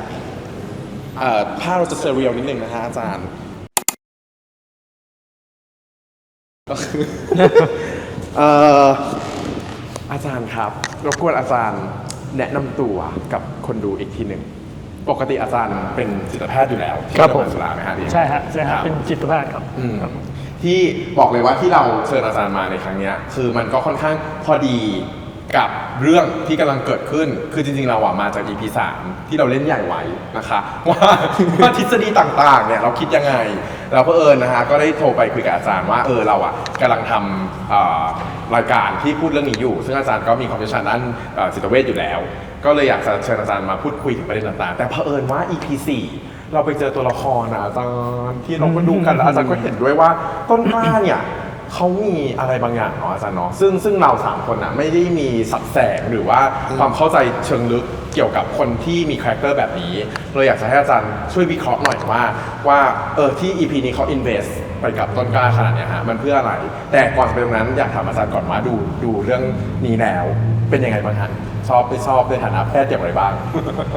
ก็คือไม่ได้ดูละครไทยมานานแล้วอะ ครับ คือพอดูเรื่องนี้ก็รู้สึกว่ามันดีกว่าที่คิดอ่ะคือ appreciate งานละครมากขึ้นอะไรเงี้ยซึ่งโดยพื้นฐานผมจะชอบละครอยู่แล้วไง ครับ นะเป็นละครเวทีอะไรเงี้ย ครับ นะแต่ว่าระยะหลังเราก็ไม่ค่อยได้ดูทีวีเลยนะฮะอันนี้ก็จะเป็นอันหนึ่งที่ได้ดูก็เพราะว่าโทรไปด้วย ครับ แล้วก็บอกโอเคก็เลยต้องดู ครับ แล้วก็ที่รีวิวนี่ก็เลยทำให้รู้สึกว่าเราต้องดูซ้ำด้วยคือมันทำให้เห็นว่าละครเนี่ยเราดูซ้ำเราก็ได้อะไรมากขึ้นเนาะก็คือดูซ้ำอีกก็ได้มากขึ้นแล้วมันมีแง่มุมอะไรต่างๆซึ่งอันนี้ผมคิดว่าขึ้นอยู่กับคนทำด้วยแหละ ครับ นะคือ ใช่ เขาทำแล้วก็ทำให้เราเห็นว่ามันเป็นงานศิลปะจริงๆนะแล้วเราเรียนรู้จากมันได้จริงๆนะก็ชื่นชมแล้วก็ชอบแหละ ครับ นะแล้วก็งงด้วยนะฮะที่งงหลักๆก็คือตั้งแต่เอพิโซด1เพราะต้องดูตั้งแต่1ใช่ไหมก็ตรงไหนจริงอ่ะตรงไหนไม่จริงอันนี้ก็คือถ้าจะต้องถ้าขยันถ้าเป็นสมัยก่อนเป็นเด็กๆพวกน้องก็นั่งเขียนอ่ะตรงนี้โอกาสจริงสูงสายวิทย์เนี่ยฮะตรงนี้โอกาสไม่จริงสูงอะไรเงี้ยนะก็ดูเพราะว่ามันมีคนละส่วนเลยบางเรื่องมันก็มีข้อเท็จจริงที่เราคิดว่าน่าจะเป็นไปได้เยอะบางเรื่องก็ดูเบลอๆเนาะนะฮะแล้วจนกระทั่งน้องมาเฉลยเรื่อง4 นาทีมันก็ make sense มากใช่ไหมแล้วก็พอถึงจุดที่ตัวละครมันดูบางทีเราก็สายวิทยาศาสตร์ใช่ไหม4 นาทีแต่ในเรื่องมันยาวมากเลยนะใช่ไหมแต่ก็นึกขึ้นได้ว่าtime sense ไอความรู้สึกเรื่องเวลามันไม่เหมือนกันอ่ะแล้วในคนที่มันจะ unconscious คือหมดสติ เวลามันจะนานมากในขณะที่คนน็อกมองเนี่ยมันอาจจะแค่นาทีเดียวมันก็เลยต้อง ถือว่าโอเคยกประโยชน์ให้จำเลยว่าทุกอย่างเป็นไปได้หมดในงานศิลปะถูกไหมฮะแต่เนื่องจากว่ามันก็มีที่มาที่ไปอย่าง4 นาทีเนี่ยที่น้องไปทำวิจัยมาเนี่ยนะมันก็ใช่จริงๆนะฮะคือมันก็คือ4 วินาที4 นาทีนะจริงๆถูกไหมฮะเพราะฉะนั้นมันก็ make sense เป็นที่ถามอาจารย์เพิ่มเติมเมื่อกี้อาจารย์มีพูดถึงภาวะ4 นาที4 minutes window อะไรพวกเนี้ยถามในฐานะคนดู ครับ ที่อยากจะคุยกับหมอฮะว่าในความเป็นจริงมนุษย์ที่เจอภาวะแบบเนี้ยมันเป็นเหมือนในเรื่องนี้ไหมอาจารย์คือการที่คือตอนนี้มันยังไม่ได้เฉลยเนาะว่าจริงๆเราเกรดเป็นแบบเนี้ยเนื่องด้วยอะไรแต่เราเดากันไปแล้วแหละว่าอาจจะเกิด cardiac arrest หรืออะไรก็ตามแต่ตามทฤษฎีที่เติมทำมาอะไรเนี่ยแต่อยากถามหมอฮะว่าในความเป็นจริงตัวละครแบบเนี้ยมัน make sense ยังไงบ้างไหมครับในทางการแพทย์ คือสมมุติว่าผมไม่ได้เนื่องจากยังไม่มีข้อมูลว่าเขา cardiac arrest หรือว่า unconscious ถูกไหมครับถ้าหมอก็จะมาดูว่าจากอาการที่เขาเกิดขึ้นก่อนหรือว่าอย่างเช่นเอพิโซด 1เนี่ยอาการเขาเนี่ยมันเหมือนกับอาการแพนิคนึกออกไหมฮะคืออยู่ในลิฟต์แล้วก็ใจสั่นหายใจไม่ออกพอออกมาปุ๊บก็รู้สึกก็ยังชั่วหน่อยบนที่โล่งถูกไหมฮะแล้วครั้งที่อยู่ในลิฟต์ที่โรงพยาบาลออกมาเฮ้ยกูไม่เห็นเป็นไรเลยซึ่งอันนี้มันจะคล้ายๆอาการแพนิคคือพูดง่ายๆคือมันเป็นระบบประสาทอัตโนมัติที่มันตื่นตัวมากโอเคไหมซึ่งexperience ที่เขามีมันก็จะอย่างเงี้ยเบลอหรืออะไรต่างๆแล้วก็กลัวจะตายกลัวอะไรเงี้ยอันนี้ก็จะเป็นลักษณะของแพนิคทีนี้ไอ้ panic attack เนี่ยมันเกิดได้หลายสาเหตุมากใช้ยาเสพติดก็ได้เช่นยาสิ่งกระตุ้นเนี่ยนะฮะก็ได้เหมือนกันมันเกิดจากอะไรก็ได้ทีนี้ถามว่าแล้วมันเกี่ยวข้องกับ near death experience ได้ไหมเราจากรายงานเขาก็บอกก็มีบางทีมันก็จะมีอาการอย่างเงี้ยได้นะแต่ก็ไม่เยอะนะเพราะส่วนใหญ่ near death experience เนี่ยแปลกมากประสบการณ์ที่คนเขาอยู่ในภาวะนั้นไม่ว่าเขาจะมีปรากฏการณ์อะไรก็ตามในการรับรู้ของเขาเนี่ยส่วนใหญ่เนี่ยอารมณ์จะสบายแล้วก็ conscious คือมันในความเป็นจริงในการที่เขาทำรีพอร์ตรายงานมาเพราะว่าถึงแม้ว่าก็จะมีปรากฏการณ์แปลกๆเช่นวิญญาณลอยจากล่างเห็นอะไรหรือรีวิวชีวิตอะไรต่างๆเนี่ยเขาไม่ได้มีความรู้สึกกลัวตกใจอะไรไม่มีคือถ้าเป็นคนปกติต้องตกใจแน่นอนกับการที่เฮ้ยอยู่ๆทำไมเห็นภาพหรืออะไรต่างๆถูกไหมฮะเพราะฉะนั้นในภาวะนี้สิ่งที่มันต่างก็คือมันไม่ได้ตกใจแล้วก็ conscious ด้วยคือ conscious คือมันเห็นภาพชัดมากนะคือถ้าเขามีอาการนี้แล้วพอเขาฟื้นมาสมมติว่าเราจัดการได้เลย4 ทีแล้วฟื้นเนี่ยถ้าเขาฟื้นมาเขาก็จำนวนหนึ่งก็จะเล่าได้แบบที่คนนั้นเล่าอ่ะที่ได้คุยกับหมอแล้วหมอลูกว่าเล่าก็คือเล่าแบบชัดเจนแล้วก็เคลียร์มันเริ่มรู้เรื่องเลยนะฮะเหมือนว่าคุณตื่นมาจากความฝันที่ชัดเจนคุณก็เล่าได้ชัดเจนเลยนะฮะแต่อันนี้มันไม่เหมือนฝันไงเพราะว่ามันผ่านวิกฤตมาแล้วมันก็เหมือนกับอีกแบบหนึ่งเลยชีวิตมันก็โอเคมันก็จะมีผลกระทบหลังจากนั้นเยอะเช่นคนส่วนใหญ่ก็จะรู้สึกว่าเริ่มปรงกับชีวิตเริ่มทำตัวเปลี่ยนนิสัยแล้วคือไอ้ที่ทำเร็วๆละลายก็อาจจะเริ่มทำดีๆได้แล้วเพราะว่าเห็นอะไรบางอย่างคราวที่แล้วว่ามันกลับมาใช้ชีวิตใหม่ให้มันดีขึ้นอะไรอย่างเงี้ยใช่ทีนี้ย้อนกลับไปในกรณีของเกรซตัวละครชื่อเกรซถูกไหมฮะอาการแรกเนี่ยคือโอเคมันเป็นแพนิคทีนี้พอไอ้ตัวเอพิโซด 1ใช่ไหมที่ขับรถชนอ่ะใช่ครับโอเคอันเนี้ยเริ่มยากละนะฮะเพราะว่าเราไม่รู้ว่าอันไหนเกิดก่อนอันไหนเกิดหลังจริงหรอกคือเราบอกว่าเขาเห็นอนาคตใช่ไหมแล้วเราก็ไม่รู้ว่าอันไหนจริงเพราะมันควรจะต้องมีอันเดียวคือชนหรือไม่ชนเนี่ยมันต้องมีอันเดียวปรากฏการณ์อย่างเงี้ยลำบากแล้วว่ามันเกิดอะไรขึ้นแต่เรารู้ว่ามันเป็นปรากฏการณ์ที่ค่อนข้างแปลกและเจ้าตัวก็รู้สึกแปลกโอเคไหมฮะซึ่งจะต่างจากnear death experience นิดหนึ่งเพราะว่าพวกนั้นจะต้องไม่รู้สึกแปลกเท่าไหร่แต่อย่าลืมว่าอันนี้เป็นงานศิลปะแล้วอีกอย่างหนึ่งถ้ามันอยู่ในห่วงของขณะที่อยู่ในภาวะนั้นเนี่ยตรงนี้มันเป็นได้หมดแต่ถ้าเขามาเล่าอีกทีหลังจากเขาฟื้นแล้วอาจจะอีกเรื่องหนึ่งคืออาจจะไม่ตื่นเต้นเลยก็ได้เพราะฉะนั้นในส่วนนั้นก็ยังเป็นไปได้อยู่หมายความว่าสิ่งที่เราเห็นอาจจะเป็นความรู้สึกจริงๆของเกรซในขณะนั้นที่เอามาวางให้ดูเลยว่าตัวละครเป็นอย่างนี้อยู่ใช่แต่ถ้าฟื้นแล้วจริงๆเลยสมมติว่า4 นาทีแล้วรีซัสซิเตตสำเร็จกลับมาเขาจะเล่าได้แบบนิ่งๆสบายๆอ๋อเป็นอย่างนี้ครับชัดมากอะไรอย่างเงี้ยซึ่งก็ไม่ได้มีปัญหาอะไรคือรีอะไรนะฮะเมื่อกี้เพื่อคนดูเมื่อกี้พูดว่าอะไรนะ resuscitate resuscitate คือช่วยชีวิตการช่วยชีวิตก็ขอโทษทีหมายถึงว่า resuscitate คือหมอช่วยชีวิตโอเคอันนั้นก็เป็นอาการอันหนึ่งที่ค่อนข้างแปลกมันจะเป็นปรากฏการณ์ที่เกิดขึ้นในหลายๆอย่างถ้าสมมติว่าเราไม่ได้พูดถึง near death experience ก็ อาจจะเป็นในลมชักก็ได้นะก่อนที่จะชักหรือบางคนมีแต่ช่วงนี้แล้วไม่มีชักที่กระตุกอะไรเงี้ยนะฮะหรือหมดสติพวกนี้เขายังมีสติอยู่ หรือไมเกรนก็อาจจะเกิดขึ้นได้ เช่นอาการก่อนที่จะปวดหัว หรือบางทีก็ปนๆกันก็คืออยู่ๆก็รู้สึกว่าเอ๊ะเหตุการณ์นี้มันเคยเกิดขึ้นแล้วนะอย่างเงี้ยนึกออกปะมันก็เป็นอย่างนั้นได้ที่เดจาวูนะฮะเดจาวูคือภาษาไทยคืออะไรเรารสชาติปะไม่รู้อ่ะ เห็นก่อนลวงหน้านิดนึงอะไรแบบมันเคยเกิดขึ้นมาแล้ว เขาก็รู้สึกว่าเอ้ยคุ้นนะเคยเกิดขึ้นมาแล้วนึกออกไหมฮะ เคยเห็นเหตุการณ์นี้ ใช่ซึ่งถ้าคนอื่นเขาไม่รู้เขาก็ไม่รู้ทำไมว่าอาจจะเคยเห็นมาก็ได้อะไรเงี้ยซึ่งจริงๆไม่ไงนี่คือใหม่ๆแต่รู้สึกราวกับว่ามันเกิดขึ้นมาแล้วความรู้สึกก็จะดูคือในทางการแพทย์อันนี้มันเจอบ่อยไม่เจอบ่อยนะเจอ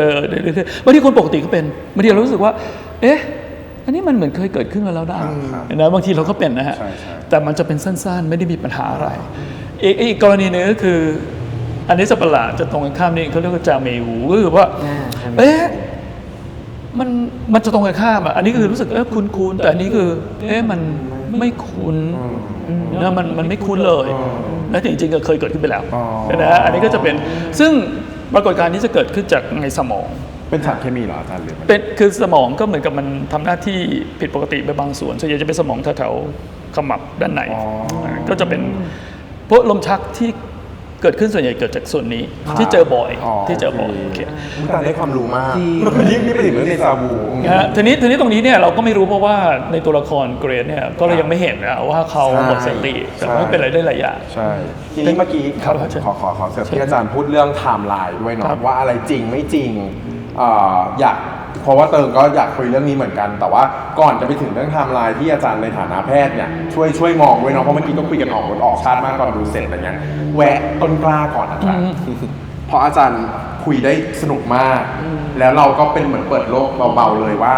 คือเรามองในเชิงศิลปะเนาะในบทในอะไรอย่างเงี้ยว่าเราใช้ต้นกล้ามาเนี่ยมันก็มีฟังก์ชันนี้นี่แต่อาจารย์ช่วยแคลิฟายบางอย่างว่าถ้ามันจะมีต้นกล้าเนี่ยมันมีทำไมรบกวนอาจารย์ลองช่วยอธิบายเพิ่มเติมให้ฟังหน่อยครับว่าตัวละครต้นกล้านี่มันอะไรกันแน่คือที่มัน striking คือที่มันกระทบก็คือว่าต้นกล้านี่เขาเปลี่ยนนะคือเอพิโซดหนึ่งบอกไม่รู้นะจำไม่ได้ตอนที่เขาเจอก่อนครั้งแรกดูเขาเหมือนเด็กๆหวานเข้าไปออซอนะคือแบบว่าคือรักก็รักสุดใจอ่ะนึกออกฮะคือรักแบบแล้วก็ดูหวานมากเลยนะแต่พอดูผ่านมาเขาเริ่มอารมณ์ไม่ค่อยคงที่มากขึ้นเรื่อยๆเนี่ยหรอไหมฮะคือก็จะเป็นอย่างนี้เรื่อยๆแล้วก็มีใช้ยาด้วยคือหมอก็มักจะพิกอัพเรื่องพวกนี้นะคือจริงๆอาจจะไม่เกี่ยวก็ได้นะแล้วก็เริ่มมีความโกรธอ่ะถูกไหมฮะทีนี้พอมาประกอบกันกับเนื้อหาที่เขาพูดถึงที่ตัวเรื่องบอกว่าในเอพิโซดนี้ที่ชัดเจนเพราะเป็นเรื่องของต้นกล้าเยอะว่าเขามาถึงจุดนี้ได้ยังไงความสัมพันธ์เขากับก่อนเป็นยังไงแล้วก็เขาบอกแบ็กกราวด์ครอบครัวได้พูดสั้นๆนิดเดียวเองว่าพ่อเนี่ยมีความรุนแรงในครอบครัวและเราเดาได้ว่าเขาถูกกระทบจากเรื่องนี้โอเคไหมฮะแล้วเขาต้องออกมาจากบ้านถูกไหมเสร็จแล้วมันก็มีส่วนที่แมวตายแล้วก็เขาไปฝังซึ่งงงช่วยฝังที่นู่นแต่เหตุผลที่เขาใช้ต่างหากที่น่าสนใจก็คือว่าไม่อยากให้มันอยู่ใกล้กับคนที่ต้องทำให้มันเสียชีวิตถูกป่ะมันอดไม่ได้ต้องเดาว่าก็คือเธอเพราะว่าในบ้านก็เห็นแต่เธอนะคือเธอหมายตัวเขาเองใช่ไหมเราก็เลยสงสัยไงว่าทำไมตัวละครตัวนี้มันถึงก้าวร้าวได้ขนาดนี้นะฮะในขณะที่ตอนนั้นมันหวานมากถูกไหมแล้วพอดูท่าทีของเขากับก่อนตอนที่เขารู้สึกว่าก่อนเนี่ยทำให้เขาผิดหวังคือไม่รับโทรศัพท์ไม่อะไรดูเขาก้าวร้าวมากแล้วเขารู้สึกว่าก่อนคุณจะต้องเข้าใจและอยู่ข้างเขาอะไรเงี้ยแล้วก็ดูมันรุนแรงคือมันภาพของต้นกล้าตอนแรกกับตอนหลังเนี่ยมันดูต่างไปจากเดิมค่อนข้างมากแล้วมันก็ค่อยๆผ่านไปแล้วพอตอนใกล้ๆจบในเอพิโซดนี้ก็ดูเหมือนเขามีประสบการณ์แปลกๆก็คือว่าตกลงแวบหนึ่งเหมือนกับน้องมาแต่ก็อาจจะไม่ใช่มั้งคือมันบอกว่าเขามีปัญหาทางสภาพจิตเขาหรือเปล่าคือพอเราเห็นว่าเขาเคยมีประวัติอย่างนี้เราก็เลยมาเทียบเคียงก็ทางการแพทย์เทียบเคียงนะฮะว่าเคสพวกนี้เคยมีปัญหา เหตุการณ์รุนแรงในครอบครัว และอารมณ์ค่อนข้าง unstable เวลารักก็รักแบบใจหายแล้วเวลาโกรธหรือเกลียดก็เกลียดกันจนตายคือท่าทีที่เขาทำก่อนเนี่ยมันก็เข้าได้กับพวกบุคลิกภาพผิดปกติบางอย่างเช่นสวีทก็เต็มที่เลยนี่เหรอฮะแล้วก็มีภาวะอารมณ์รุนแรงเป็นครั้งครั้งนะก็คืออย่างเช่นฆ่าแมวได้สมมติถ้ามันเป็นอย่างนั้น คือขออนุญาตแวะนิดนะฮะจุดที่พีคมากตอนดูด้วยกันอะอาจารย์มีรีวิวขึ้นมาว่า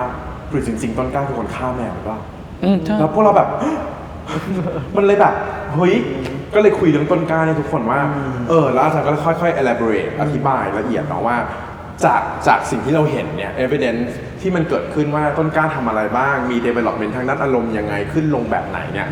เฮ้ยมีท่านหนึ่งที่แชร์มาใน TikTok และ X ว่าหรือว่านี่คือต้นกล้าการละครเหมือนที่เราเคยคุยกันใน EP หนึ่งมันก็เริ่มเป็นไปได้จริงๆเรา establish ตัวละครนี้ให้มันเข้มข้นแบบนี้ใน EP นี้เนี่ยมันต้องมีเรื่องราวบางอย่างที่จะนำไปสู่อะไรบางอย่างเราบูมนะฮะเดาว่าหรือมันจะไปกระทบกับกรหรือเปล่าคือรักแรงเกลียดแรงใช่ไหมอาจารย์อาจจะกรหนึ่งอาจจะเป็นแมวตัวต่อไปหรือเปล่าทีนี้ยังไม่คอนเฟิร์มนะเราแค่เดาอยู่เนาะถ้าเขาไปลงกับกรขึ้นมาแสดงว่าโดมิโนเนี้ยก็ต้องไปคอนเน็กต์ไอ้บัตเตอร์ไฟเอฟเฟกต์เนี่ยก็ต้องไปคอนเน็กต์กันกับฝั่งของเกรดแล้วเพราะว่าก่อนตุยหรืออะไรขึ้นมาเกรดก็ต้องกระทบหรือก้อนของน้องที่ก็เป็นเพื่อนกับไตเติ้ลซึ่งไตเติ้ลก็เป็นรุ่นเดียวกับเกรดอีกอะไรเงี้ยคือมันถึงบอกว่าตัวละครเนี้ยมันน่าสนใจแต่พออาจารย์พูดในเชิงการแพทย์มันเลยยิ่งมีหลักฐานที่มาซัพพอร์ตตรงนี้ด้วยว่าถ้าตัวละครนี้จะสำคัญด้วยอะไรบางอย่างเนี่ยภาวะทางจิตของเขาเนี่ยก็ make sense นะแต่ที่แน่ๆเราเห็นว่าเขาเห็นภาพหลอนเนาะเขาเห็นแมวที่ตายไปแล้วเขาได้ยินเสียงน้องที่ควรจะตายไปแล้วงั้นเขาน่าจะเขาน่าจะ unstable ทางจิตใจแต่ถามอาจารย์ครับสมมติถ้าต้นกล้าเป็นคนไข้เขากำลังเข้าสู่ภาวะโรคหรืออะไรบางอย่างเนี่ยวินิจฉัยได้ไหมคืออย่างนี้คือถ้าสมมุติว่าเป็นปัญหาบุคลิกภาพคนที่มีเป็นปัญหาบุคลิกภาพเนี่ยส่วนน้อยเท่านั้นที่จะมาหาหมอเพราะว่าสิ่งที่เกิดขึ้นรู้แต่เป็นปัญหาจากคนอื่นหมดคนที่มีปัญหาบุคลิกภาพก็ต้องรู้สึกว่าปัญหาก็เป็นเพราะเขาไงเพราะนี่ไหมก็เธอปฏิเสธฉันนี่ในขณะที่ฉันต้องการมากที่สุดก็เธอเคยสัญญานี่ว่าเธอจะเป็นที่ให้ฉันสกิลที่สุดแล้วอยู่ๆแม้แต่ตอนนี้แค่โทรศัพท์เรียกรับนะคือเขา justify ได้ว่าทุกอย่างเกิดขึ้นจากโลกภายนอกถ้าเป็นบุคลิกภาพผิดปกติโอเคไหมฮะง่ายๆคือว่าเขาคงไม่มาหาส่วนใหญ่คนข้างเคียงเขาต่างหากที่จะพยายามให้เขามาเพราะว่ามันจะต้องมีปัญหาเรื่องของเซลล์ของเขาเซลล์ก็คือตัวตนของเขาเช่นคุมอารมณ์ไม่ได้อะไรเงี้ยนะฮะหรือว่าไม่มีเป้าหมายในชีวิตอะไรเงี้ยนะก็คือจะเป็นวุ่นวายอย่างนี้แต่ไอ้ตรงนั้นเนี่ยถ้าเขาทุกข์มากๆเขาถึงจะมาแต่อีกอันนึงก็คือเป็นปัญหาเรื่องความสัมพันธ์เพราะส่วนใหญ่ก็จะอาละวาดไปทั่วคนที่บุคลิกปัญหาเนี่ยก็อาละวาดคนอื่นใช่คนอื่นก็ถึงบอกไปเหอะส่วนใหญ่ก็สามีบอกให้ภรรยามาภรรยาบอกให้สามีมาอะไรอย่างนี้นะฮะซึ่งส่วนใหญ่ก็เลยจะบอกว่าจิตแพทย์เองก็จะไม่ค่อยได้คือถ้าเจอก็คือหนักแล้วซึ่งก็จะรักษายากเพราะว่าถ้าเป็นบุคลิกภาพผิดปกติแสดงว่ามันสะสมมาตั้งแต่ต้นมันไม่ใช่เพิ่งแบบเป็นบุคลิกภาพคือมันเป็นความเคยชินของเขาตั้งแต่ต้นอันนี้จะรักษายากส่วนมันดูเหมือนไม่ผิดปกติสำหรับเขาถือว่าก็นี่เขาไงเป็นเขาแต่อันที่จะมาจริงๆก็คือว่าตอนที่มันเริ่มพังเช่นเริ่มมีการไซโคติกซึ่งคนนี้มันเริ่มเห็นปริ่มๆว่าถ้ามันเริ่มแปลกๆแล้วโรคจิตใช่เช่นเห็นถูกแววภาพหลอนแต่พวกนี้ถ้าเป็นก็จะเป็นช่วงสั้นๆเพราะว่าบุคลิกมันเป็นฐานเป็นบุคลิกเช่นช่วงนี้มีความเครียดรุนแรงมากก็อาจจะหลุดโลกไปเลยช่วงหนึ่งแต่พอรักษาปุ๊บเดี๋ยวก็จะกลับมาแล้วส่วนใหญ่ถ้าเป็นก็เป็นแบบนั้นขอแทรกอาจารย์ตรงนี้นิดนึงครับคือหมายความว่าคนที่เป็นอาการนี้หรือเป็นภาวะนี้เนี่ยแต่ละคนมีจุดที่ทริกเกอร์หรือมีอะไรที่มาทริกเกอร์เขาไม่เหมือนกันแน่นอนถูกไหมผมอยากจะลองเสนอเบาะแสที่เราได้เห็นก็คือโอเคเรารู้แน่ชัดว่าเขามีdomestic violence มีความรุนแรงภายในบ้านมีการสูญเสียสิ่งสำคัญที่เป็นชีวิตก็คือแมวตัวนั้นผมเลยค่อนข้างจะคิดถึงซีนที่เขาแยกจากก่อน ไม่ได้แยกธรรมดาด้วยนะ แยกโดยการถูกเรียกตัวไปโดย ไป พ่อ หาคนอื่น ใช่ในขณะที่กำลังจะมีอะไรกันต่อ ครั้งที่สอง และไปหาคนอื่นที่ว่านี่คือไปหาคนอื่นที่ควรจะอยู่ในสถานะนี้ด้วยก็คือ เป็น ฟ้า คู่ ใส แข่งนะครับ แล้วพอหลังจากที่ก่อนไปปุ๊บ อืม เขาเห็นภาพแมว เขาเห็นภาพ แล้วน่าจะเป็นแมวตัวนั้นแหละ ตัวที่เคยสำคัญกับเขาอันนี้เรากำลังพูดถึงattachment เนาะ แมวตัวนั้นที่เดินออกไปจากเฟรมด้วย เดินออกไปจากเฟรม เดินออกไปจากเฟรม ออกไป เหมืนที่ ประตู กรออกไปจากบ้าน เพิ่งคิดได้เมื่อกี้เลย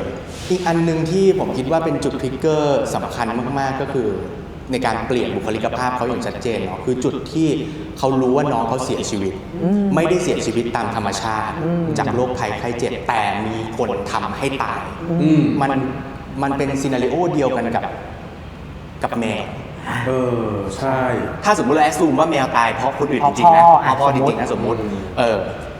น้องเขาก็ถูกพรากไปด้วยคนอื่นเหมือนกัน แล้วเขาก็เมคสเตทเมนต์ชัดเจนมากว่าเขาไม่เชื่อในกระบวนการยุติธรรม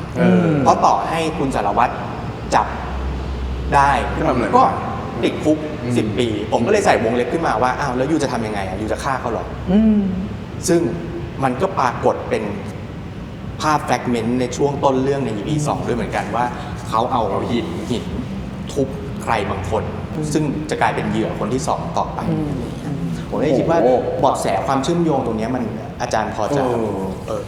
คือผมว่าก็น่าสนใจเลยนะ เพราะว่าถ้าสมมติว่าเขาไม่ได้เป็นคนฆ่าแมวเขาไม่ได้มีความผิดปกติมากเขาไม่ได้เป็นคนฆ่าแมว แล้วตัวที่ทริกเกอร์ก็คือมีใครมาทำร้ายสิ่งที่เขารักโอเคไหมฮะถ้าเป็นอย่างนั้นน่ะบุคลิกเราน่าจะเข้าใจได้ เพราะว่า make sense เพราะว่าเราคนปกติ ถ้าใครมาฆ่าคนที่เรารักเราก็คงจะเป็นอย่างนั้นเหมือนกันใช่ไหมแต่ประเด็นที่ผมสงสัยในตัวต้นกล้าขึ้นมากคือเขา unstable มากคือมัน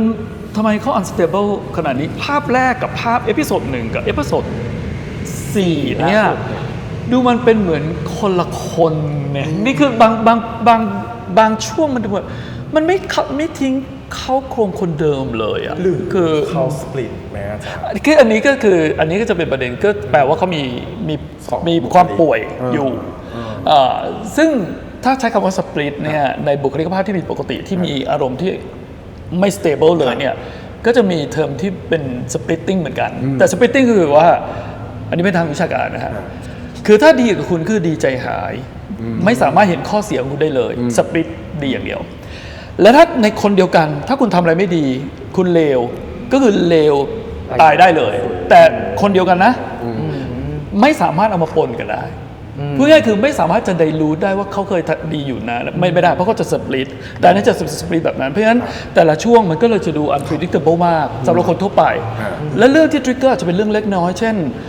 เคยสัญญาแล้วทำไมผิดสัญญาเรื่องเล็กๆซึ่งคนทั่วไปอาจจะเข้าใจได้หรือแม้แต่ในขณะที่ฉันต้องการแล้วทำไมเธอไม่อยู่คือซึ่งปกติคนปกติมันก็ไม่สามารถจะ available ได้ 24 ชั่วโมงอยู่แล้วเพราะฉะนั้นก็อันนี้ก็จะเป็นอันหนึ่งที่ splitting ในของบุคลิกภาพผิดปกติแบบนี้นะฮะไม่ได้หมายถึงว่าเขามีบุคลิกซ้อนอีกบุคลิกหนึ่งแต่มันจะดูเหมือนกับว่าเฮ้ยมันดูเหมือนไม่ใช่คนเดิมเลยนะเวลาเธอร้ายเนี่ยนะฉันนึกไม่ออกเลยเธอจะร้ายได้ขนาดนี้เนี่ยเธอดีก็สวีทเสียเหลือเกินคืออันนั้นก็จะเป็นทีนี้ในส่วนที่ว่านี่ก็เป็นไปได้แต่ถ้าเป็นอย่างนั้นจริงก็น่าสนใจเพราะว่าบุคลิกมันควรจะคล้ายๆเดิมนึกออกไหมคือว่าก็มีคนมาฆ่าแมวฉันก็ต้องโกรธฉันก็ต้องจัดการโอเคไหมแล้วฉันก็พยายามจัดการเพราะมันก็สมเหตุสมผลใครมาฆ่าน้องฉันก็ควรจะต้องจัดการมันก็สมเหตุสมผลเพราะฉะนั้นบุคลิกเนี่ยคนอื่นเวลาดูก็ต้องเข้าใจได้อะว่าแกฉันเข้าใจนะแต่กรณีอย่างนี้เนี่ยดูเหมือนกรก็ไม่ค่อยเข้าใจอ่ะใช่คือทำไมอะไรอย่างเงี้ยคืออันนี้เราไม่รู้ก่อนมันดูเป็นทริกเกอร์ตลอดเวลาให้เขาต้องเป็นอะไรตัวทริกเกอร์ที่สำคัญที่สุดของบุคลิกภาพแบบนี้คือเรื่อง relationship นั่นไงฮะมันจะเป็นเรื่อง relationship จะเป็นตัวทริกเกอร์ที่สำคัญที่สุดไปเอาบริษัทแล้วเราจะเปิดตัวแล้วไม่เกิดขึ้นเขาเหมือนเป็นเสาหลักเดียวเลยเนาะกรนะเนาะถูกแล้วน้องตุยนะแมวตุยนะกรก็คือดีองพ่อแม่ก็ไม่อะไรแล้วมีแต่ความเลวร้ายในครอบครัวไม่แน่ใจว่าในทางจิตวิทยานี่มันเขากรเป็นภาพแทนของพ่อที่เขาไม่ได้มีหรือเขาอยากมีด้วยหรือเปล่า Father figure อันนี้ก็ยากละเพราะว่าโอ้โห คือ Daddy คือการคืออย่างนี้ ก็แดดดี รายการเรานี้มันไปถึงจุดนี้แล้วเนาะ จริงค่ะ แล้วเราจิตแพทย์มานั่งเราก็คุยเราก็จิตแพทย์ถึงครับอันนี้มันเครียดแล้ว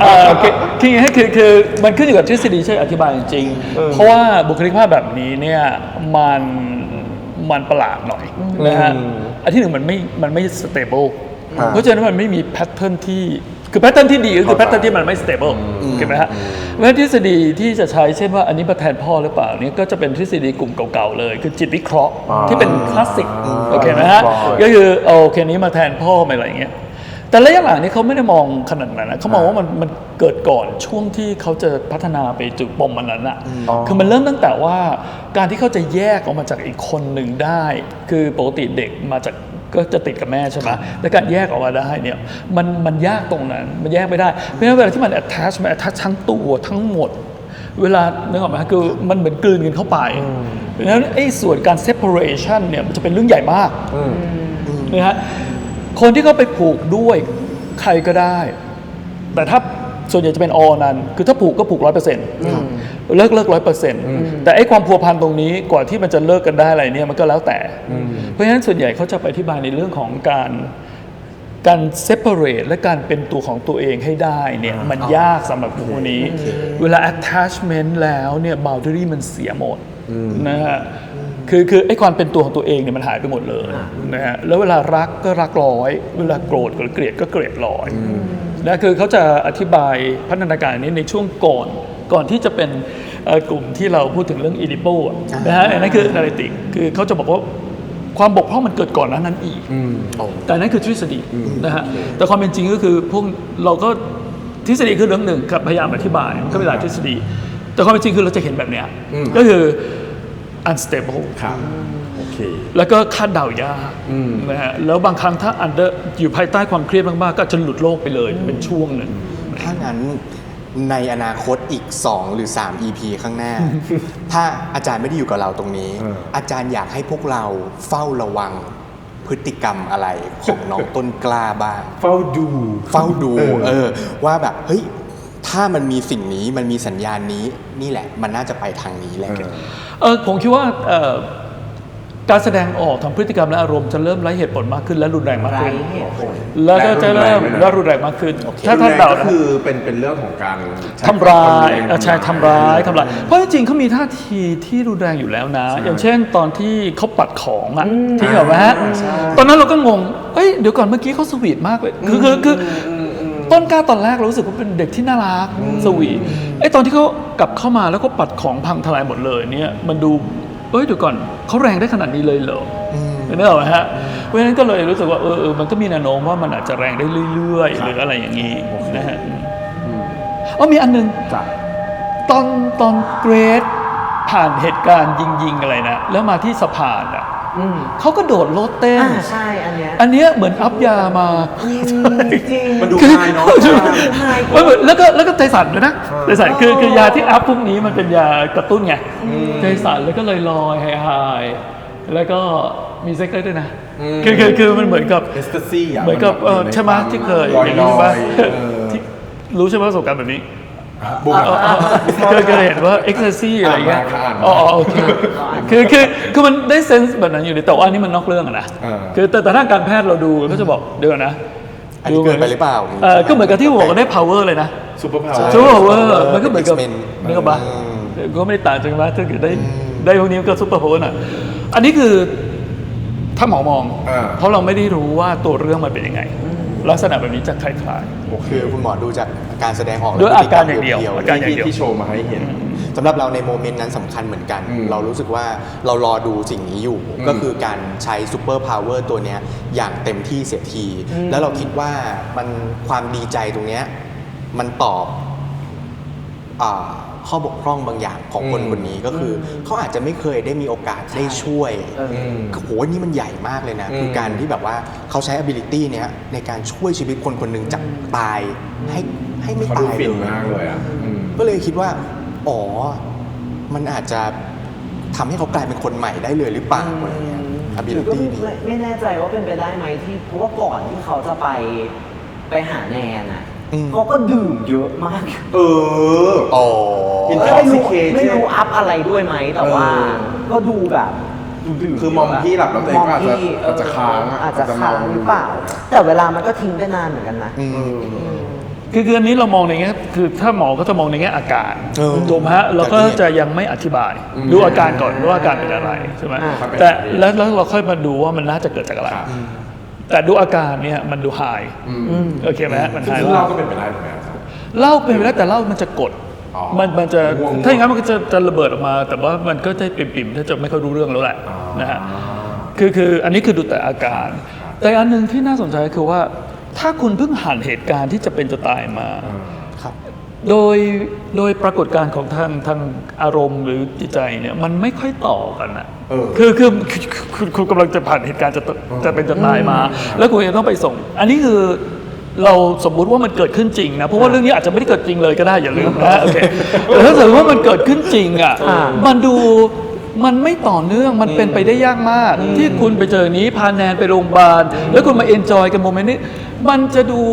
ไม่ใช่คนปกติหรือเปล่า มันเลทไปเหรอ มันก็คือเรายังตุ้มต่อมๆกับเมื่อกี้เพิ่งรอดชีวิตแล้วเพิ่งมีคนมาเรื่อยแล้วเพิ่งไปส่งเสร็จแล้วเรามาฉลองกันเลยเหรอคือมันในแง่ของปรากฏการณ์ที่เกิดขึ้นกับประสบการณ์ที่มีในเจอเหตุการณ์ใหญ่ๆแบบนี้มันจะเข้าใจยากถ้าจะนั่นแต่การอธิบายได้คือพออธิบายพวกมัน make sense แต่โดย experience มันเป็นไปได้ยากเท่านั้นเองนะฮะ ก็ แค่นั้ ต้ น อ เอง ง รอเฉลยแหละว่าสุดท้ายแล้วภาวะนั้นที่มันเกิดความแปลกประหลาดตรงเนี้ยทางความรู้สึกของคนดูอะมันน่าจะเกิดมาจากภาวะอะไรของเขา หรืออาจจะไม่จริงเลย หรือ ไม่อย่าลืมนะเพราะว่าอะไรที่เกี่ยวซึ่งละครเรื่องนี้ก็น่าสนใจมากคือมันทำให้ผมต้องงงตลอดเวลาในทุกเอพิโซดว่าส่วนไหนจริงส่วนไหนไม่จริงเพราะฉะนั้นเราวิเคราะห์จากอาการเราวิเคราะห์ได้แต่อาการนี้อาจจะเกิดในช่วงที่ไม่ได้จริงนะฮะเพราะฉะนั้นก็คือต้องสเปซไว้หน่อยอะไรที่เกี่ยวกับเกรดอะไรที่เกี่ยวกับหมอไทม์โปรดจะ question ไว้เสมอแต่ที่น่าสนใจสำหรับจิตแพทย์คืออะไรที่เกิดกับต้นกล้าอันนี้จะน่าสนใจในเชิงจิตเวชมากกว่าดูจริงแล้วดูคุ้นๆคนไข้ฉันก็คงประมาณนี้ได้เหมือนกันอะไรเงี้ยนะฮะ ทีนี้มาถึงอีกหนึ่งไฮไลท์ที่สำคัญมาก คืออย่างที่เราคุยกันมาใน EP นี้เนาะจริงๆแล้ว EP 4 มันไม่ได้มีความหนักของเขาเรียกว่าอะไรการตีความหรืออะไรที่มันเท่ากับ3 EP ก่อนอันนี้เพราะเราพยายามตามหาความหมายให้เนาะไม่ว่าจะเป็นเลข4 minutes อะไรเงี้ยซึ่งทฤษฎีที่เราป่วยไปก็น่าจะเป็นไปได้นะคะที่พูดวันนี้แล้วก็มีเรื่องของทฤษฎีทางจิตอื่นๆอะไรเงี้ยที่เราพยายามแคร็กให้เลข11สัญญาสัญญาแต่ EP เนี้ยมันเหมือนเป็น EP ที่อ่อยคนดูต่อโปรยข้อมูลจนตอนนี้เริ่มรู้สึกโอเวอร์โหลดนิดๆแต่อันหนึงที่เราคุยกันได้แล้วไปต่อได้อีกเพื่อคนดูทุกๆคนและตัวเราเองนะฮะคือเรื่องไทม์ไลน์ที่เติงพอยเอาตรงนี้ขึ้นมาแล้วเราว่ามันสำคัญมากโดยเฉพาะเมื่อมีต้นกล้าเข้ามาแล้วเช่นต้นกล้าชัดขนาดนี้จริงไม่จริงอีกเนาะความจริงไม่จริงตอนนี้ไทม์ไลน์เป็นยังไงบ้างเติงถ้าตามทฤษฎีที่เราคุยกันใน EP 3 ตอนนี้มี2เส้นเส้นแรกเราเรียกว่าไทม์ไลน์หลักถ้าภาษาเด็ก MCU ก็จะเรียกว่า Sacred Timeline ถูกไหม เส้นเวลาศักดิ์สิทธิ์ เส้นเวลาศักดิ์สิ เป็น ทธิ์ สิ่งที่ต้องเกิดขึ้น ใช่ เป็นหลัก ในเรื่องของ MCU คืออะไรนะครับ MCU MCU คือ Marvel Cinematic Universe ซึ่งถูกไม่ใช่ และในนิยามของเส้นเวลาหลักในเรื่องนี้ที่เราคุยกันเนี่ยมันหมายถึงเหตุการณ์ก่อนเกิด near death experience 4 นาทีของเกรดเหตุการณ์ก่อนหน้านั้นทั้งหมด ครับ เนาะกับเส้นเวลาสมมุติ what if มันคือเหตุการณ์ภายใน near death experience 4 นาทีนี้ของเกรดซึ่งมันยืมกัน หมายความว่าเหตุการณ์ในเส้นเวลาหลักคือเหตุการณ์ที่เกิดขึ้นไปก่อนแล้วเป็นแม่บทชัดเจนและมีปลายทางของมันชัดเจนเหตุการณ์ใน 4 นาทีนี้คือเหตุการณ์ที่ถูกย้อนเหมือนที่อาจารย์บอกรีวิวเหตุการณ์ในอดีตย้อนแล้วก็มีโอกาสได้แก้ไข เพราะฉะนั้นมันเลยเกิดอะไรขึ้นครับ มันเลยเกิด กิ่งก้านสาขา ใช่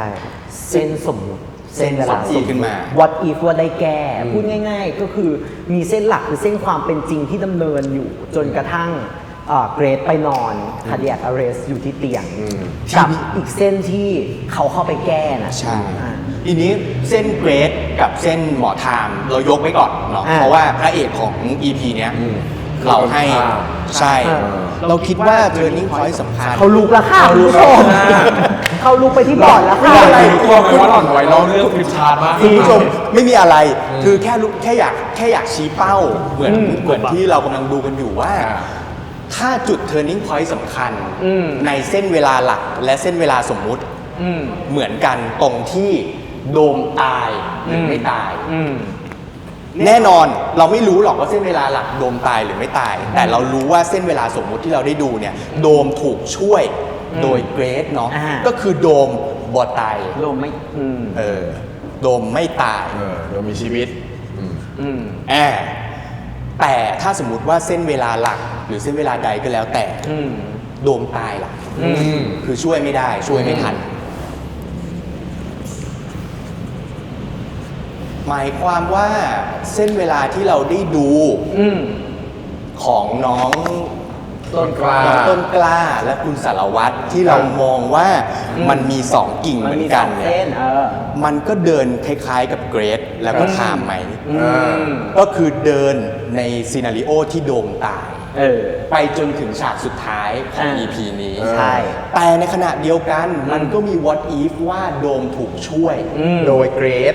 และโดมไม่ตายและโดมก็ฟื้นขึ้นมาแล้วโดมก็นั่งรถมาหาพี่เนาะแต่พี่หล่อนแล้วนะนี่ไง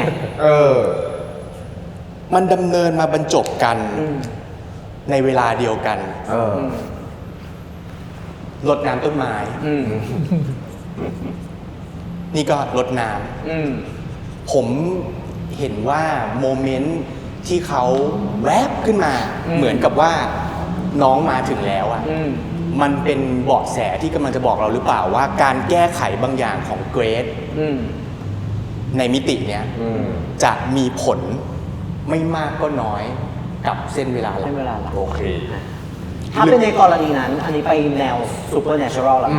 ไปแนวหนังไซไฟแล้วคือสิ่งที่ถูกแก้ในหัวมากระทบกับความเป็นจริงถ้าไปทางปรัชญาขอไปอีกทางหนึ่งถ้าไปทางปรัชญาสิ่งที่กำลังเกิดขึ้นกับเกรซอยู่ตอนนี้ไม่ต่างกับอาการของต้นกล้าที่เห็นภาพหลอนแล้วไม่จริงหรือเปล่าก็เป็นไปได้อันนั้นก็จะเบสอยู่บนความแล้วก็อีกมิติหนึ่งก็คือไปในทางวิทยาศาสตร์ก็คือมันเหมือนparallel universe ที่เรารู้สึกได้ว่ามันมีเราอีกเวอร์ชันหนึ่งหรืออีกชีวิตหนึ่งอีกมิติหนึ่งที่ดำเนินไปอยู่แล้วมันแวบเข้ามาในห่วงนี้ของเราก็เป็นไปได้เหมือนกันอาจจะไม่มีผลกระทบกันหรอกโดยตรงเพราะฉะนั้นนี่ก็เลยตั้งคำถามเพราะว่าเส้นเวลาหลักคือเกรซชนป้าแล้วเกรซหนีไปเลยป้าอาจจะตุยอยู่ตรงนั้นไปเลยเพราะว่าขับมาต้อง200เนาะเสร็จปุ๊บเส้นเวลาหลักอีกอันนึงคือเขาแก้กลายเป็นว่าช่วยป้าแต่ช่วยได้ไปโรงพยาบาลได้เส้นเวลาหลักคือชนหมอไทม์เดินชนหมอไทม์แล้วเดินหนีไปเลยแล้วหมอไทม์ด่าไม่เห็นหรอว่าขอโทษกันเลยเขาแก้ให้กลายเป็นว่าไม่ได้เข้าไปเยี่ยมน้องมารอหมอไทม์อยู่มาชนแล้วมาช่วยเก็บได้เป็น absolute point เป็น absolute point คือไม่ว่าจะอย่างไรไม่ว่าจะเส้นเวลาไหนไทม์จะต้องเจอกันเนาะเสร็จปุ๊บครั้งถัดมาที่เราเห็นคือการที่ไทม์มาชวนเกรซไปเดท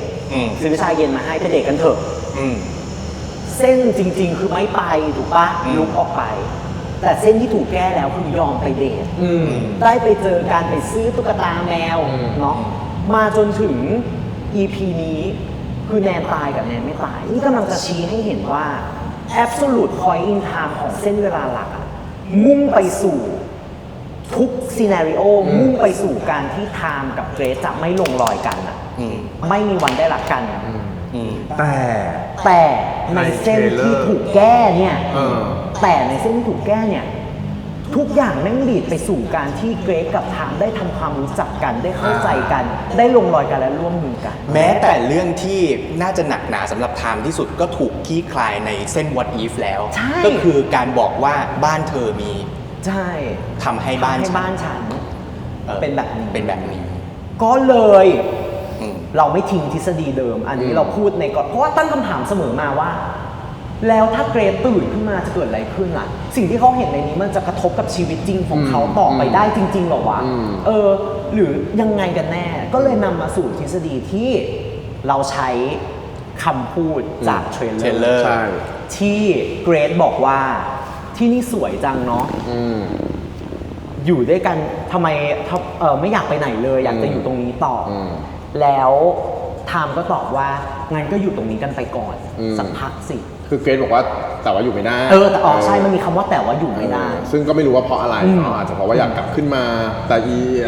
คนหมอไทม์เนี่ยเขาอยากอยู่ตรงนั้นฉันก็เลยคิดว่าเกรซน่ะณถึงจุดหนึ่ง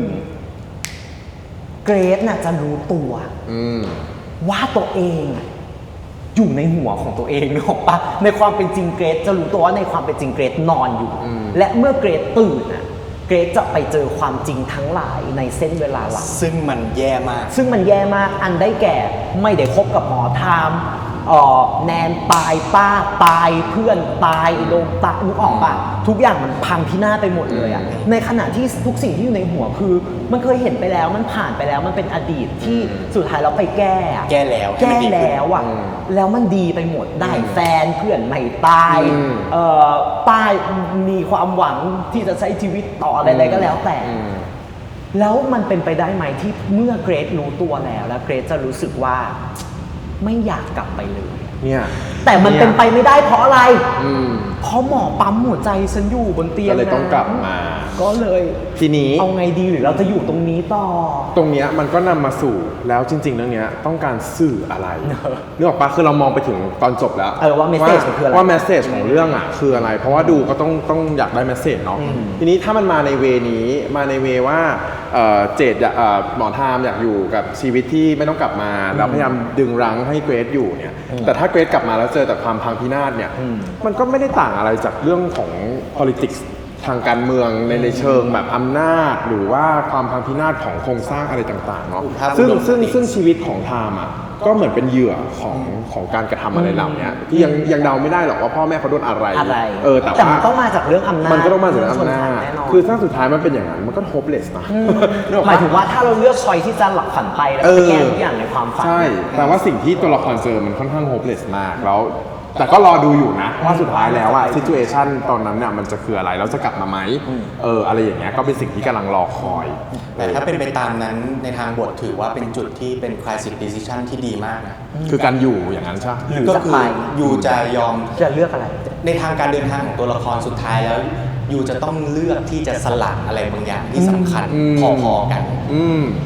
ที่เราเคยคุยกันไว้ตั้งแต่ EP 1เกรซจะสละ ability ของการเห็นอนาคตล่วงหน้า4นาทีในท้ายที่สุดไหมถ้าเขาเลือกชีวิตที่เขาตื่นขึ้นมาบนเตียงno more super power no more ความไฮในความรักและทุกอย่างจะหยุดการเสพติดนี้ไหมจะสละมันทิ้งไปไหมแล้วเริ่มใหม่หรือเปล่าคำถามสละได้เหรออันเนี้ยนึกออกไหมถ้าโดนปั๊มมันต้องถูกบังคับให้สละสิแต่มันจะกลับไปมันได้เหรอถ้าปั๊มก็คือตื่นขึ้นมาก็ไม่แน่ไม่รู้ทางพุทธอาจจะมีข้ออธิบายนี่คือละครศาสนาว่ามันก็มีเคสนี้เหมือนกันนะว่าปั๊มแล้วไม่ตื่นนะครับอาจารย์ใช่ไหมไม่ตื่นแต่ว่าในทางแบบจิตวิญญาณเป็นช้อยส์ของเจ้าของบอดี้ที่จะไม่กลับมาที่จะกลับมาหรือไม่กลับมาอะไรอย่างเงี้ยเรามาสู่ตรงนี้ได้เพราะเรานึกไปถึงซีนที่หมอเดนกับไทม์คุยกันเรื่องคอนเซนต์ของคนไข้ที่จะรักษาต่อหรือคอนเซนต์ที่จะยุติชีวิตตัวเองคือจะใส่ประเด็นนี้มาทำไมถ้าจะไม่เล่นกับประเด็นนี้แล้วแบบคุยกันสำคัญมากในเตียงหมายเลข4คือยังไงก็ต้องมาเก็บอันนี้แน่นอนขอปักไว้ตรงนี้ค่ะแล้วก็ค่ะอาจารย์ถึงขั้นแบบถ้าอย่างนั้นขอชี้เป้าต่อเลยอินโฟเมชันสำคัญมากใน EP นี้แม้ว่าจะมีฉากเลิฟซีนเยอะมากก็คือฉากของลูกว่าที่พูดถึงพื้นที่หนึ่งก็คือพื้นที่นั้นพื้นที่แกลเลอรี่นั้นที่ไปเจอกับเกรซคำถามคือพื้นที่นั้นสำคัญอย่างไรมันขึ้นโปสเตอร์มันต้องสำคัญมันเกี่ยวข้องอย่างไรแล้วลูกว่ากับเกรซเจอกันยังไงคะงานบุญหรืออะไรนอกนะไปงานบุญกติกาของพื้นที่นั้นคืออะไรใช่ และมันสำคัญกับเรื่องอย่างไร ค่ะ มันเกี่ยวข้องกับ near death experience ไหม ค่ะ อะไรอย่างเงี้ยครับ แต่ถ้าสังเกตนะคะ แปะไว้หลายแปะแล้วนะคะ จริง ในฐานะคนดูรอค่ะ รอตอบ แม่นี่ EP 4 แล้ว EP 5 ต้องมาแล้วนะ แม่ต้องให้รีวอร์ดหนูนิดนึง แม่ต้องรีบอกคนดูแบบหนูนะคะ ที่หนูก็เอนจอยกันอะไรเงี้ยคือมันมาสนุกจริงๆแหละแต่ว่าตอนเนี้ยเยอะอินโฟเมชันเยอะมากแล้วก็จะอ้วกนิดนึงมันมีความแบบพอตั้งใจดูมากๆอะถ้าเราสังเกตจากคอมเมนต์อ่ะก็จะมีหลายคนที่เฮ้ยถ้าเราไม่ได้ชวนคุยในมุมเนี้ยอาจจะมองไม่เห็นในมุมเหล่านี้ แต่บางทีคือเราในฐานะคนดูถ้าเป็น energy เยอะๆเราก็ expect ว่าบทต่อไปescalation ของตัวละครมันต้องพาให้เรารู้สึกอะไรแล้ว ซึ่งเราคิดว่าไม่สัญญาแล้วเพราะเราไม่ได้เป็นคนทำเรารู้สึกว่าเดี๋ยวเราดู EP 5 กันดีกว่าว่า คือตอนแรกเราคิดว่าทุกอย่างมันจะมาเฉลยตรงนี้ถูกปะ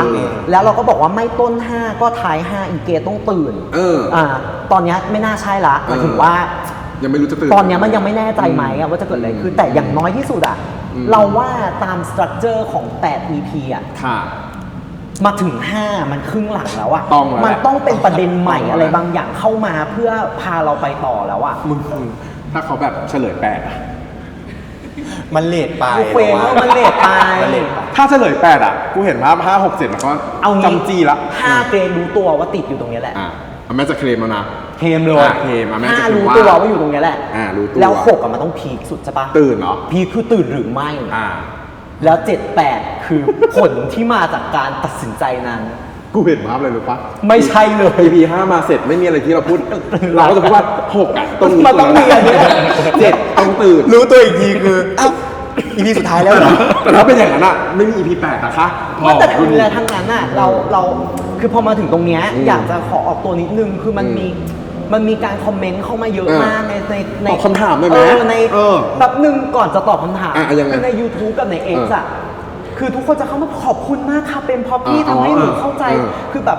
พี่เก่งมากนู่นนี่นั่นคือเราอยากจะบอกว่าเราเป็นแค่คนที่อินกับอะไรง่าย แล้วเราก็เป็นคน ขี้เสือก นิร์ดเป็นคน สงสัยใคร ขี้ รู้ เสือกถ้าเราอยากรู้เราต้องรู้ให้ได้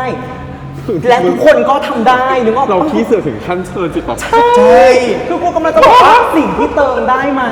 ทฤษฎีและเปเปอร์ต่างๆ คือการถาม Chat GPT ถูกต้องทุกคน สิ่งที่ฉันได้มาคือการไปแคปเฟรมทีละเฟรมมานั่งดู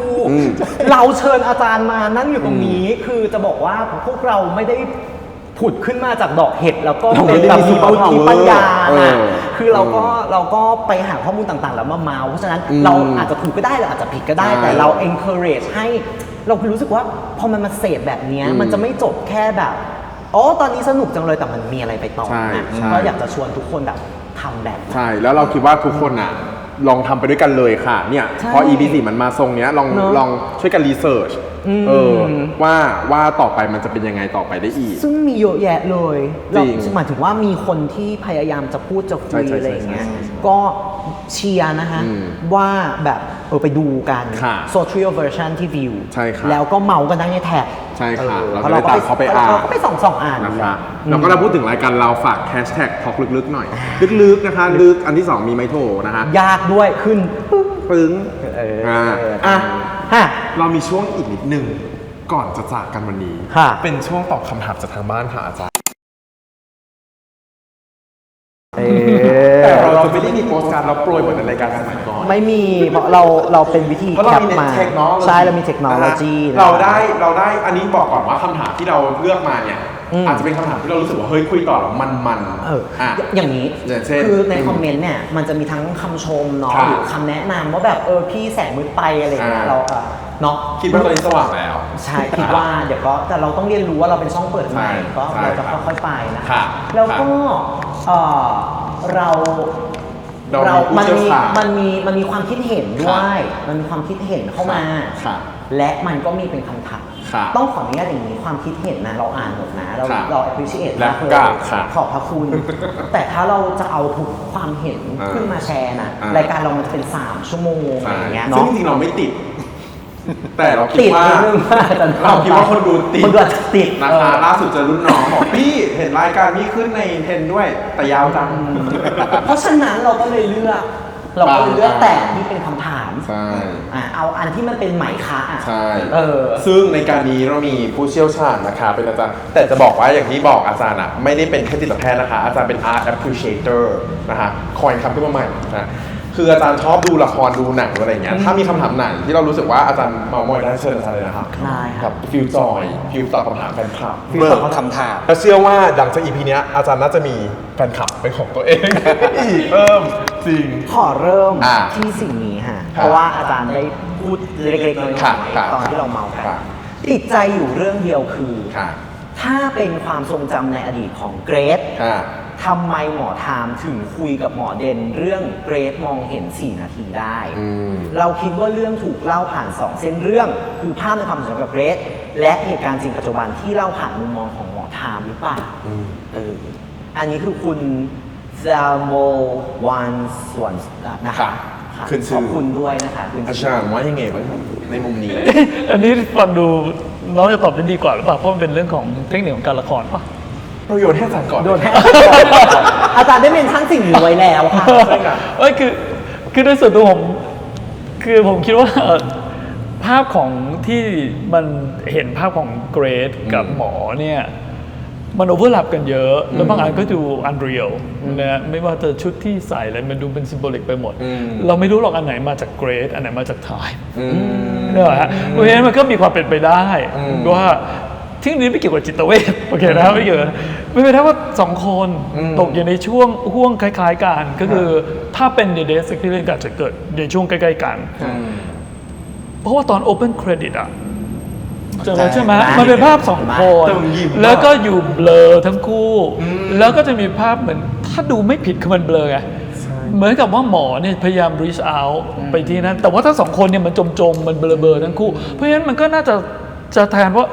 เราไม่รู้หรอกอันไหนของไทม์อันไหนของเกรดแต่สองคนนี้น่าจะร่วมกัน มันนัว มันนัวๆกันก็เลยไม่รู้ว่าอันไหนของใครกันแน่นะฮะคือก็เลยพูดยากแหละแต่ว่าไอ้ที่บอกว่าไทม์ไปถามหมอเดนใช่ไหมเรื่อง4 นาทีเนี่ยอันนั้นมันหลังจากที่เกรดบอกถามป่ะ ใช่ เพราะฉะนั้นเกรดเขาก็ไปถามได้ไงแต่หมายถึงว่าเรื่องมันต่อตรงนั้นได้ คิดว่าคนดูน่าจะหมายความว่าถ้ามันเป็นเรื่องในอดีตของเกรซทั้งหมดอะเราควรจะเล่าผ่าน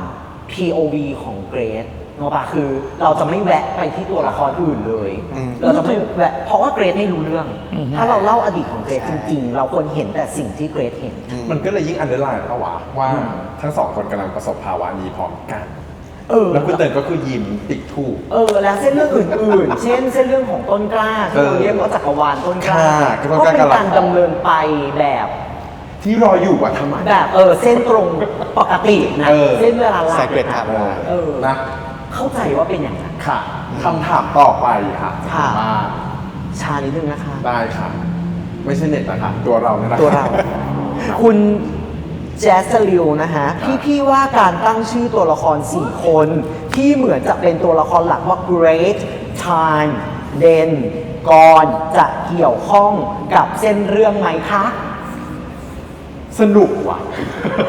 เพราะว่ามันตีความได้จริงๆ ถ้าจะให้ตีอ่ะถามเติง เพราะว่าเคยคุยเรื่องนี้เติงในฐานะคนเขียนบท มักจะพูดเสมอว่าอะไรคะ คือไม่ใช่คนเขียนบทหรอกคนเขียนตัวละครทุกสื่อแหละ ครับ จะค่อนข้างให้ความสำคัญกับการตั้งชื่อตัวละครที่มีความหมายสอดคล้องกับคาแรคเตอร์การกระทำหรือชุดคุณค่าบางอย่างที่ตัวละครตัวนั้นยึดถือหรือเป็นซิมโบลิกบางอย่างของตัวเรื่องโดยรวม อันที่เราก็แอบเห็นเหมือนกันเนาะตอนแรกเราก็เขียนกรแบบกรอกรมืออ่ะแต่ปรากฏว่ามันคือกรอแล้วก็นอนเองการันอันนี้มันแปลว่าอะไรอ๋อเดือด แรงมาก คิดว่าแปลว่าผู้ช่วยหรือผู้สร้างหรือผู้กระทำอะประมาณอย่าง คือถ้ากอรอจะแปลว่ามือ แต่ถ้ามีนอนเดนกรันจะแปลว่าผู้สร้าง ไม่แน่ใจเลยอ่ะ แต่อันนี้เราไม่กล้าคอนเฟิร์มนะคะ เราไม่ได้จบ ChatGPT เท่านั้นฮะตอนนี้ นะคะ เซิร์ช เมื่อกี้มีใครบ้างนะระหว่างรอเช็คมี Great เกรด Time ไทม์ ก่อน ฉันขอพูดเรื่องไทม์ อืม เคยพูดไปแล้วใน EP 1ก็ชัดเจนอะแม้ว่าจะเลี่ยงบาลีซึ่งไม่ใช่เลี่ยงโรมันนะเนี่ยคือเลี่ยงจากไอเป็นวายอะแต่มันก็คือ มันก็คือเวลา ไม่อย่างนั้นจะตั้งทำไมนะว่า ได้ยกตัวอย่างกรได้แหละกรมีความหมาย 3 อย่างเนาะการกระทำหรือกิจการหมายถึงการกระทำหรือการปฏิบัติ เช่นในคำว่ากิจกรรมก็กิจ จะบวก กระนี่แหละ กนะอืม ซึ่งหมายถึงกิจการที่ต้องทำ ก็คือ การเชื่อมไหมล่ะ ทีมงานปิดปากเลยค่ะ ลองอีกความหมายหนึ่ง เออ อุปกรณ์หรือเครื่องมือ หมายถึงเครื่องมือหรือสิ่งที่ใช้ในการทำกิจกรรมบางอย่าง 3. เหตุผลหรือสาเหตุ ในบางกรณีอาจหมายถึงเหตุผลหรือสาเหตุที่ทำให้เกิดสิ่งหนึ่งสิ่งใด โอ้ยฉันฟังแล้วฉันรู้สึกสงสารคอนอ่ะคือนางจะมีเครื่องมืออ่ะ อันนี้เราช่างเชื่อมนะอันนี้เราช่างเชื่อม คนอยู่ในไฮไลท์นะคะแต่รีแอคชั่นเราเนี่ยแบบเนี่ยไปอยู่ในไฮไลท์เลย อาจารย์มีความเห็นไหมฮะ Great ในชื่อต่าง ไม่ ๆเราอาจจะลองช่วยตีเกรดอ่าน ฉั มาน มีทฤษฎีอีกแล้ว ว่า อะไรครับ ฉันไม่รู้หรอกว่าการแปลชื่อทีละชื่ออ่ะ มันจะนำไปสู่อะไรหรือเปล่า เมื่อกี้ก่อนนำไปสู่บางอย่างอะฉันติดตลอดเวลา คือ ว่าทำไมเด่นชื่อเด่นชื่อเด่น เพราะมึงชื่อเด่น ทำไมมันต้องเด่นวะ เออ พอมันเอาชื่อมาเรียงกันอะ เออ มันกลายเป็น great time then gone อุ้ย great time then gone oh my god ฉันอยู่ในภาวะเดียวกันกับเกรดตอนผมสะพานเลยอ่ะ อาจารย์ช่วยรีแอคสิ่งนี้เลย then gone อันนี้ มึงอันนี้ไม่ได้เตรียมถามมึง ใช่กูคิดได้เมื่อกี้เลย อันนี้ชอบอ่ะ ตอนอ่านคำถาม โอ้ my god มันพอดีเกินอ่ะ และทนคลาไปหน่อยทนคลา ต้นกล้าเป็นเส้นเวลาหลักค่ะ แล้ว แย ท ก น ออกไป อ๋อ คือกูแค่กำลังนึกถึงตัวละครอื่นที่มีชื่ออีกเลยนะนึกออกไหม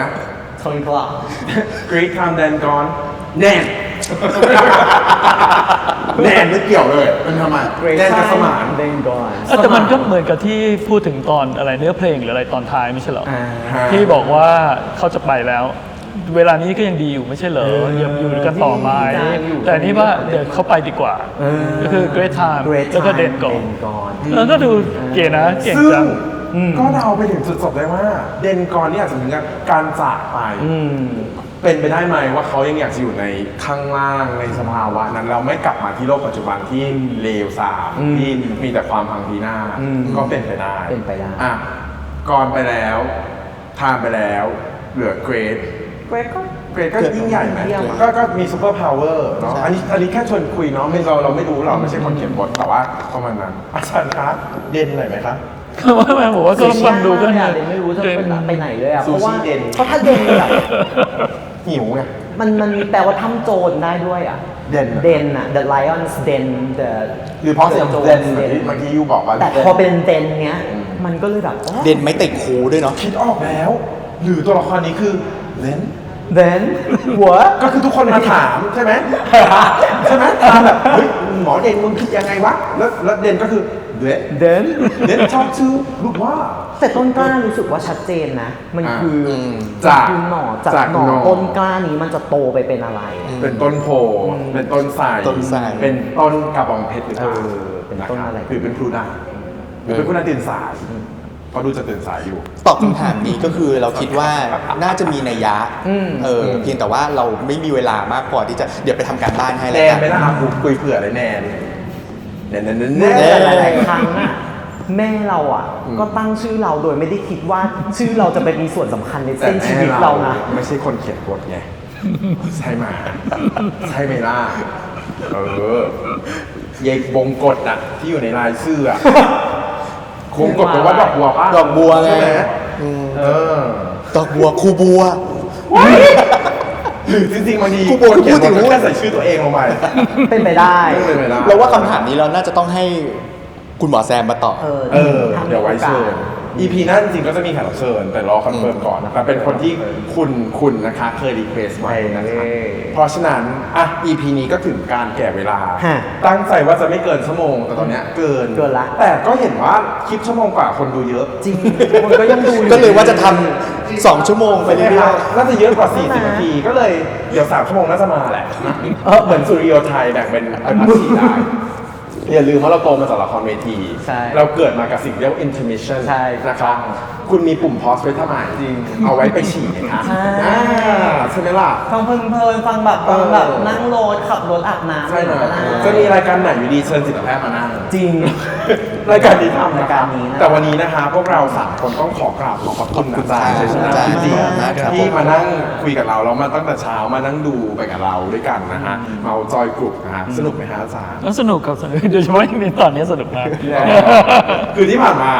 รออันนี้แหละเราตอนส่งว่าหรือ EP หน้าเราเอาตอบคำถามเอาไว้อันแรกเลยนะคะแล้ว วิไว้ตอนหลังสนุกนะ ดีกว่าเนาะเป็นการดึง engagement ใช่ นะคะโอ เพราะฉะนั้นคอมเมนต์มาได้ถามได้ นะคะก็ถ้าใครอยากจะคุยอะไรก็ถามมาได้เลยนะคะวันนี้รายการทอล์กลึกๆนะคะก็ต้องลากันเท่านี้ก่อนนะคะอีกไม่กี่วันก็จะวันศุกร์แล้ว จริง นะคะมารอดู EP 5 กัน จริง ว่าจะ